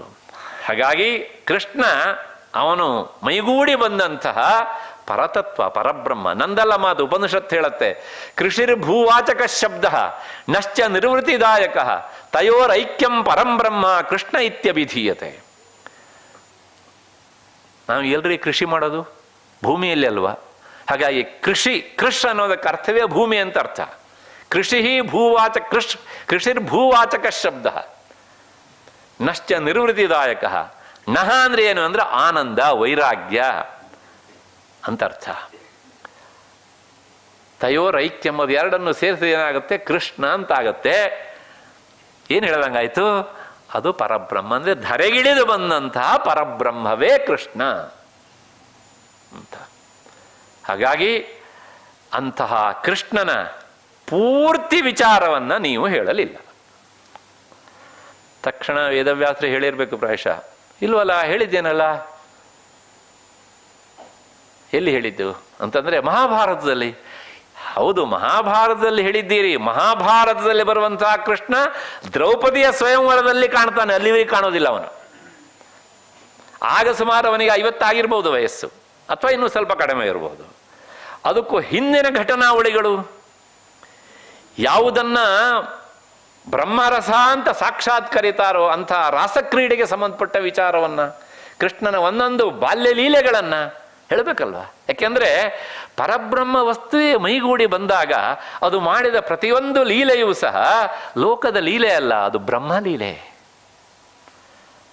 ಹಾಗಾಗಿ ಆ ಬ್ರಹ್ಮ ವಸ್ತುವಿನ ಬಾಲ್ಯ ಲೀಲೆಗಳನ್ನ ನೀವು ವರ್ಣಿಸಿಲ್ಲ ಅಂತ ಹೇಳಿ ವೇದವ್ಯಾಸರಿಗೆ ಓ ಹೌದಲ್ಲ, ಅದಕ್ಕೋಸ್ಕರ ವಿಚಾರ ಮಾಡಿದ್ರು. ಅವರ ಶೋಕ ಅಂದ್ರೆ ನಾರದರು ಹೇಳಿದ್ರು, ಅವರು ಕೃಷ್ಣನಿಗೆ ಸಂಬಂಧಪಟ್ಟ ಬಾಲ್ಯ ಲೀಲೆಗಳನ್ನು ಪೂರ್ತಿಯಾಗಿ ವರ್ಣನೆ ಮಾಡಿ ನಿಮಗೆ ಸಮಾಧಾನ ಸಿಗ್ತದೆ ಅಂತ. ಗೊತ್ತಾಯ್ತಲ್ಲ ಭಾಗವತವನ್ನು ಓದಿದ್ರೆ ಏನು ಸಿಗ್ತದೆ ಅಂತ. ಕೊನೆಗೆ ನಾರದರು ಹೇಳಿ ಹೋದರು, ವೇದವ್ಯಾಸರು ಭಾಗವತವನ್ನು ರಚಿಸಿದರು. ಭಾಗವತದ ರಚನೆಯಾಯಿತು. ಅಲ್ಲಿಗೆ ವೇದವ್ಯಾಸರಂಥವರಿಗೆ ಶೋಕ ಆದರೆ ಏನು ಬರ್ತದೆ? ಭಾಗವತದ ರಚನೆ ಆಗ್ತದೆ, ಲೋಕಕ್ಕೆ ಉಪಕಾರವಾಗ್ತದೆ. ಹೇಳ್ತಾ ಹೋದ್ರೆ ಬೇಕಷ್ಟು ಹೇಳ್ಬೋದು. ಇದೇ ಭಾಗವತದಲ್ಲಿ ಮತ್ಪುನಃ ಇನ್ನೊಬ್ಬ ವ್ಯಕ್ತಿ ಬರ್ತಾನೆ, ಅರ್ಜುನನ ಮೊಮ್ಮಗ, ಧರ್ಮರಾಜನ ಮೊಮ್ಮಗ ಪರೀಕ್ಷಿತ. ಅದೊಂದು ದಿವಸ ಬೇಟೆಗೆ ಹೋಗಿದ್ದ, ಬಾಯಾರಿಕೆ ಆಯಿತು ಅಂತ ಆಶ್ರಮವನ್ನು ಹುಡ್ಕೊಂಡು ಹೋದ. ಅಲ್ಲಿ ಹೋಗಿ ನೋಡಿದರೆ ಹೊರಗಡೆಗೆ ಒಬ್ಬ ಋಷಿ ಕುಳಿತಿದ್ದ. ಕೇಳ್ತಾನೆ, ನನಗೆ ಬಾಯಾರಿಕೆ ಆಗಿದೆ, ಈ ದೇಶವನ್ನು ಆಳುವಂಥ ರಾಜ ನಾನು ಬಂದಿದ್ದೇನೆ, ನನಗೆ ಯಾರಾದರೂ ಒಂದಿಷ್ಟು ನೀರು ಕೊಡಿ ಅಂತ. ಆದರೆ ಆ ಋಷಿ, ಅವನ ಹೆಸರು ಶಮೀಕ ಅಂತ, ಅವನು ತಪಸ್ಸಿನಲ್ಲಿ ಮೈಮರೆತು ಬಿಟ್ಟಿದ್ದ. ಹಾಗಾಗಿ ಇವನು ಹೇಳಿದ್ದು ಕೇಳಿಸ್ಲೇ ಇಲ್ಲ ಅವನಿಗೆ. ತಕ್ಷಣ ಪರೀಕ್ಷಿತ ಅಂದ್ಕೊಂಡಿರ್ಬೇಕು, ತೃಣಾನಿ ಭೂಮಿ ಉದಕಂ ವಾಕ್ ಚತುರ್ಥಿ ಚ ಸೂಂದೃಚ ಏತಾನ್ಯಪಿ ಸತಾಂಗೇಹೇ ನೋಚ್ಛಿದ್ಯಂತೆ ಕದಾಚನ. ಕೃಷ್ಣ ಆಳಿದಂತಹ, ಕೃಷ್ಣ ಹೆಜ್ಜೆ ಇಟ್ಟಂತಹ ಧರ್ಮರಾಜ ರಾಜ್ಯಭಾರ ಮಾಡಿದಂತಹ ಈ ಭೂಮಿಯಲ್ಲಿ ಒಂದು ಕೊನೆಯ ಪಕ್ಷ ಮಿನಿಮಮ್ ಅತಿಥಿ ಸತ್ಕಾರವೂ ಇರಬಾರ್ದ? ನಾನೇನು ಕೇಳಲಿಲ್ಲ, ಒಂದು ತೊಟ್ಟು ನೀರು ಕೊಡಿ ಅಂತ ಕೇಳಿದರೆ. ಅದಕ್ಕೋಸ್ಕರ ನಮ್ಮವ್ರು ಹೇಳ್ತಾರೆ, ಮನೆಗೆ ಬಂದವರಿಗೆ ಮೊದಲು ತೃಣಾನಿ, ಮೊದಲು ಏನೂ ಇಲ್ವಾ, ಒಂದು ಚಾಪೆ ಕೂತ್ಕೊಳ್ಳಿ ಅಂತ. ನೆಕ್ಸ್ಟ್ ಅದು ಕೊಟ್ಟಾದ್ಮೇಲೆ ಭೂಮಿ, ಅದೂ ಇಲ್ವಾ, ನೆಲದ ಮೇಲೆ ಕೂತ್ಕೊಳ್ಳಿ ಅಂತಲೂ ಹೇಳ್ಬೋದು. ಅದು ಅತಿಥಿ ಸತ್ಕಾರವೇ. ಉದಕಂ, ಅದಾದ್ಮೇಲೆ ನೆಕ್ಸ್ಟ್ ಒಂದು ತೊಟ್ಟು ನೀರು ಏನಾರು ಕೊಡ್ಲಾ ಅಂತ. ಅದೂ ಇಲ್ವಾ, ಕೊನೆ ಪಕ್ಷ ವಾಕ್ ಚತುರ್ಥಿ ಚ ಸೂಂದೃತ, ಒಂದು ಒಳ್ಳೆಯ ಮಾತು. ನನಗೆ ಇದನ್ನೆಲ್ಲ ಹೇಳುವಾಗ ನಾನು ಬಾಲ್ಯದಲ್ಲಿ ನೋಡಿದಂಥ ಎಷ್ಟೋ ಘಟನೆಗಳ ಸುರುಳಿ ಬಿಚ್ಚಿಕೊಳ್ತಾ ಹೋಗ್ತಾ ಉಂಟು. ಅದರ ಗಡಿಯಾರ ನನ್ನನ್ನು ಎಚ್ಚರಿಸ್ತಾ ಉಂಟು. ಹಾಗಾಗಿ ಯಾವುದನ್ನು ಸಹ ಮುಟ್ಲಿಕ್ಕೆ ಹೋಗೋದಿಲ್ಲ. ಹೀಗೆ ಇದರಿಂದ ಒಂದು ರೀತಿಯಲ್ಲಿ ದುಃಖಗೊಂಡಂಥ ಪರೀಕ್ಷಿತ ಶೋಕಾವಿಷ್ಟನಾದ. ಹೀಗಾಗಬಾರದು, ನಾನೇ ರಾಜ್ಯಭಾರ ಮಾಡ್ತಾ ಇದ್ದೇನೆ. ಹೇಗೆ ಇದೀಗ ನಾನು ರಾಜ್ಯಭಾರ ಮಾಡ್ತಾ ಇರುವಂಥ ನನ್ನ ಈ ದೇಶದಲ್ಲಿ ಇಷ್ಟೊಂದು ಆತಿಥ್ಯದ ಕೊರತೆಯ, ಅದು ಈ ದೇಶವನ್ನು ಆಳುವಂಥ ಸಮ್ರಾಟ್ ಬಂದಿದ್ದೇನೆ ನಾನು, ನನಗೆ ಈ ಸ್ಥಿತಿಯ, ನನಗೆ ಹೀಗಾದ್ರೆ ಬೇರೆಯವರಿಗೆ ಹಾಗಿರ್ಬೋದು, ಏನೆಲ್ಲ ಯೋಚನೆ ಮಾಡಿಕೊಂಡು ತಡ ಮಾಡಲಿಲ್ಲ. ತಕ್ಷಣ ಇದಕ್ಕೊಂದು ಪ್ರತಿಕ್ರಿಯಿಸಬೇಕು ಅಂತೇಳಿ ನೋಡಿದ. ಅಲ್ಲೊಂದು ಹಾವು ಮುಂದುಗಡೆಗೆ ಸತ್ತು ಹೋಗಿದ್ದು ಕಂಡಿತು. ತನ್ನ ಧನುಷ್ಕೋಟೆಯಿಂದ, ಅಂದರೆ ಧನುಸ್ಸಿನ ತುದಿಯಿಂದ ಎತ್ತಿ ಆ ಋಷಿಗೆ ಅವಮಾನದ ಸಂಕೇತವಾಗಿ ಅದನ್ನು ಹಾಕಿಬಿಟ್ಟ. ಹಾಕಿ ತಾನೇನೂ ಮಾಡಲಿಲ್ಲ ಅನ್ನೋರಾಗ ಮನೆ ಕಡೆ ಹೆಜ್ಜೆ ಹಾಕಿದ ಅವನು. ಆದರೆ ಹತ್ರ ಬಂದ ಹಾಗೆ ಮನಸ್ಸಿನಲ್ಲೇ ಶುರುವಾಯಿತು ತಳಮಳ. ಆ ಋಷಿ ಎಂಥ ಸ್ಥಿತಿಯಲ್ಲಿದ್ನ ಏನೋ, ನಾನು ಅವನನ್ನು ಸರಿಯಾಗಿ ಅರ್ಥ ಮಾಡಿಕೊಳ್ಳದೆ ಅಪಚಾರ ಮಾಡಿಬಿಟ್ಟೆ. ಅವನು ಸಮಾಧಿ ಸ್ಥಿತಿಯಲ್ಲಿದ್ದರೆ ನಾನು ಎಂಥ ಘೋರ ಅನ್ಯಾಯ ಮಾಡಿಬಿಟ್ಟೆ. ನಾನು ಮಾಡಿದ ತಪ್ಪಿಗೆ ನನಗೆ ಶಿಕ್ಷೆ ಆಗಲೇಬೇಕು. ಎಂಥ ಸಂಸ್ಕಾರ ನೋಡಿ ಅವನಿಗೆ. ನಾನು ಮಾಡಿದ ತಪ್ಪಿಗೆ ನನಗೆ ಪ್ರಾಯಶ್ಚಿತ್ತ ಇಲ್ಲ, ನನಗೆ ಶಿಕ್ಷೆ ಆಗಲೇಬೇಕು. ನಾನು ತಪ್ಪು ಮಾಡಿಬಿಟ್ಟೆ ಅಂತ ಮತ್ತೆ ತನ್ನ ಒಳಬಗೆಯಲ್ಲಿ ಕೊರಗ್ತಾ ಆತ ಇದ್ದ. ಅಷ್ಟೊತ್ತಿಗೆ ಆ ಶಮೀಕ ಮಹರ್ಷಿಯ ಮಗ ಶೃಂಗಿ ಅವನ ಸ್ನೇಹಿತರ ಮೂಲಕ ಸುದ್ದಿಯನ್ನು ಕಳಿಸಿದ್ದ. ತಂದೆ ಹೇಳಿದ್ದ, ನೀನು ಮಗನಿಗೆ, ಆತ ಮಗ ತಕ್ಷಣ ಹೇಳ್ತಾನೆ, ಈ ಸನ್ನಿವೇಶ ನೋಡಿ, ತನ್ನ ಅಪ್ಪನ ಕೊರಳಿನಲ್ಲಿರುವ ಹಾವನ್ನು ನೋಡಿ, ಯಾವನು ಈ ಕೆಲಸವನ್ನು ಮಾಡಿದ್ದಾನೋ ಅವನು ಇಂದಿನಿಂದ ಸರಿಯಾಗಿ 7ನೆಯ ದಿನ ತಕ್ಷಕ ಕಚ್ಚಿ ಸಾಯಲಿ ಅಂತ ಶಾಪ ಕೊಟ್ಟಿದ್ದ. 7 ದಿನಗಳ ಒಳಗಲ್ಲ, 7ನೇ ದಿನ, ಸಪ್ತಮೇ ಹನಿ. ಇದನ್ನು ಕೇಳಿದಾಗ ಶೃಂಗಿಗೆ ಎಚ್ಚರಾಯಿತು. ನೀನು ತಪ್ಪು ಮಾಡಿಬಿಟ್ಟೆ. ಬಂದವನು ಮೂರ್ಧಾಭಿಷಿಕ್ತನ ಅಂತ ರಾಜ, ಅವನು ಬಂದಾಗ ನೀನು ಇಲ್ಲಿರಬೇಕಿತ್ತು. ನೀನು ಪಕ್ಕದ ಬೀದಿಯಲ್ಲಿ ಗೋಲಿ ಆಡ್ಲಿಕ್ಕೆ ಹೋಗಿದ್ದೆ, ಅದು ನೀನು ಮಾಡಿದ ತಪ್ಪು. ನಾನು ತಪಸ್ಸಿನಲ್ಲಿ ಮೈ ಮರೆತಿದ್ದೇನೆ, ಸಾಲದ್ದಕ್ಕೆ ನೀನು ಶಾಪ ಬೇರೆ ಕೊಟ್ಬಿಟ್ಟಿದ್ದೆ. ಹೋಗಿ ಮೊದಲು ಅವನಿಗೆ ಈ ಶಾಪದ ವಿಚಾರವನ್ನು ತಿಳಿಸುವ ವ್ಯವಸ್ಥೆ ಮಾಡು ಅಂತ ಹೇಳಿದಾಗ ಅದೇ ರೀತಿಯಾಗಿ ಅವನಿಗೆ ಸುದ್ದಿಯನ್ನು ತಲುಪಿಸಲಾಗತ್ತೆ. ಅದನ್ನು ಕೇಳಿದಾಗ ಕ್ಷಣಕಾಲ ಪರೀಕ್ಷಿತ ಸಮಾಧಾನ ಪಟ್ಟನಂತೆ. ಅದು ಎಂಥ ಸಂಸ್ಕಾರ ರೀ ಅವಂತ. ನಾನು ಮಾಡಿದ ತಪ್ಪಿಗೆ ನನಗೆ ಸರಿಯಾದಂತಹ ಶಿಕ್ಷೆ. ಆ ಮಾತನ್ನು ಕೇಳಿದ ತಕ್ಷಣ ಮಗನಾದಂಥ ಜನಮೇಜಯನಿಗೆ ಎಲ್ಲವನ್ನು ಒಪ್ಪಿಸಿ ಆತ ಗಂಗಾ ತೀರದತ್ತ ಮುಖ ಮಾಡಿದ. ಎಲ್ಲವನ್ನು ಮಗನಿಗೆ ಕೊಟ್ಟ. ಆತ ಹೆಜ್ಜೆ ಹಾಕಿದ, ಮೋಹವನ್ನು ಕಳೆದುಕೊಂಡ. ನನಗಿರುವುದನ್ನು ಕೇವಲ 7 ದಿನಗಳ ಕಾಲದ ಆಯುಷ್ಯ. ಈ 7 ದಿನಗಳ ಒಳಗೆ ನಾನು ಏನನ್ನು ಸಾಧಿಸಬೇಕೋ ಅದನ್ನು ಸಾಧಿಸಬೇಕು. ಖಟ್ವಾಂಗ ಎನ್ನುವಂಥ ರಾಜಋಷಿ 1-2 ಮುಹೂರ್ತದೊಳಗೆ ಆತ ಮೋಕ್ಷಕ್ಕೆ ಅರ್ಹನಾಗಿ ಬಿಟ್ಟಿದ್ದ. ಹಾಗಾಗಿ ನನಗೆ ಹೇಳಿಕೆ 7 ದಿನಗಳ ಅವಕಾಶ ಉಂಟು, ಹಾಗಾಗಿ ನಾನು ಬಿಡಬಾರದು ಅಂಥೇಳಿ ಗಂಗಾ ತೀರದತ್ತ ಹೊರಟ. ಪ್ರಾಯೋಪವೇಶವನ್ನು ಮಾಡಿ ನಾನು ದೇಹ ಬಿಡಬೇಕು ಅಂತ ತೀರ್ಮಾನ ಮಾಡಿದೆ. ಪ್ರಾಯೋಪವೇಶ ಅಂದರೆ ಅನ್ನ, ಆಹಾರ, ನಿದ್ದೆ ಎಲ್ಲವನ್ನೂ ಸಹ ಪರಿತ್ಯಜಿಸುವುದು, ಭಗವತ್ ಚಿಂತನೆಯಲ್ಲಿ ತೊಡಗಿ ದೇಹ ಬಿಡುವುದು. ಹೀಗೆ ನಾನು ದೇಹ ಬಿಡಬೇಕು ಅಂತ ತೀರ್ಮಾನ ಮಾಡಿ ಗಂಗಾ ತೀರಕ್ಕೆ ಹೋದರೆ ಪರೀಕ್ಷಿತನಂಥವನು ಹೋಗ್ತಾನೆ ಅಂತ ಗೊತ್ತಾಗಿ ಆ ಕಾಲದ ಋಷಿ ಮುನಿಗಳು ತಂಡೋಪತಂಡವಾಗಿ ಗಂಗಾ ತೀರಕ್ಕೆ ಬಂದರು. ಅದಕ್ಕಿಂತ ಹೆಚ್ಚಿಗೆ ಆಗಿ ಕರೆದರೂ ಹೋಗದೇ ಇರುವ, ಬನ್ನಿ ಅಂತ ಕರೆದರೆ ಬಾರದೇ ಇರುವಂತಹ, ತಂದೆಯನ್ನು ಮೀರಿಸಿದಂತಹ ವಿರಕ್ತ ಶಿಖಾಮಣಿಗಳಂತಹ ಶುಕಮುನಿಗಳು ಅಲ್ಲಿಗೆ ಬಂದರು. 16 ವರ್ಷ ಅವರಿಗಿನ್ನು. ಅಂತಹ ಶುಕಮುನಿಗಳು ಬಂದು ಈ ಶೋಕ ಅಡರಿದಂತಹ ಪರೀಕ್ಷಿತನಿಗೆ ಭಾಗವತವನ್ನ ಹೇಳಿದರು. ತಂದೆಗೆ ಶೋಕವಾದಾಗ ಭಾಗವತದ ರಚನೆ ಆಯಿತು. ಅದು ಶುಕಾಚಾರ್ಯರ ಹತ್ರನೇ ಇತ್ತು ಇಲ್ಲಿವರೆಗೆ. ಆದರೆ ಮಗನಿಗೆ ಶೋಕವಾದಾಗ ಪರೀಕ್ಷಿತನ ಶೋಕದ ಮೂಲಕ ಅದು ಪ್ರಪಂಚಕ್ಕೆ ಬಂತು. ಅಲ್ಲಿಗೆ ಹೇಳಿ, ಮಹಾತ್ಮರ ಶೋಕ ಅದು ಎಂದೂ ವ್ಯರ್ಥ ಅಲ್ಲ. ಆ ಶೋಕ ಅದು ಯಾವಾಗಲೂ ಸಹ ಲೋಕೋಪಕಾರವನ್ನೇ ಮಾಡ್ತದೆ. ನಿಮ್ಮಂಥವರ ಶೋಕ ಅಲ್ಲಿಗೆ ನಿಲ್ಲಿಸೋಣ, ಮತ್ತೆ ಹೇಳೋದು ಬೇಡ ಅಂತ. ನಮಗೆ ಬೆಳಗಿನ ಸಂಜೆವರೆಗೂ ಅದೇ ಕೆಲಸ ನಮಗೆ ಅಲ್ವಾ. ಹಾಗಾಗಿ ಜ್ಞಾನಿಗಳ ಶೋಕ ಅಥವಾ ಮಹಾತ್ಮರಾದವರ ಶೋಕ ಅಥವಾ ನೇರ ಅವರಿಗೆ ಅಥವಾ ಅವರ ಮೂಲಕ ಅವರ ಸನಿಹದವರಿಗೆ ಶೋಕ ಆದಾಗಲೂ ಸಹ ಅದು ಜಗತ್ತಿಗೆ ಒಂದು ಅದ್ಭುತವಾದಂತಹ ಕೊಡುಗೆಯನ್ನು ಕೊಡ್ತದೆ. ಅಂತಹ ಕೊಡುಗೆಯಲ್ಲಿ ರಾಮಾಯಣವೂ ಒಂದು, ಗೀತೆಯೂ ಒಂದು, ಅದರ ಜೊತೆಗೆ ಭಾಗವತವೂ ಒಂದು, ಮತ್ತು ಭಾಗವತ ಇಳಿದು ಬಂದಂತಹ ಪರಿಯೂ ಇನ್ನೊಂದು.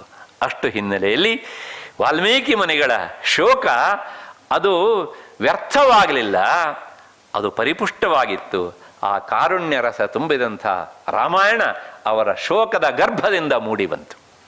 ಹಾಗಾಗಿ ರಾಮಾಯಣದ ತಂದೆಯೋ ತಾಯಿಯೋ ಏನೇ ಹೇಳಿ ನೀವು, ಯಾರು ಅಂತಂದರೆ ಆ ಕಾರುಣ್ಯ ರಸ, ಅದು ಶೋಕ, ಹೀಗೆ ಅಂತ.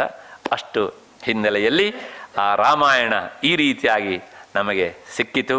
ಗಡಿಯಾರ ಇವತ್ತಿನ ಸಮಯ ಆಗಿದೆ ಅಂತ ಹೇಳ್ತಾ ಇದೆ.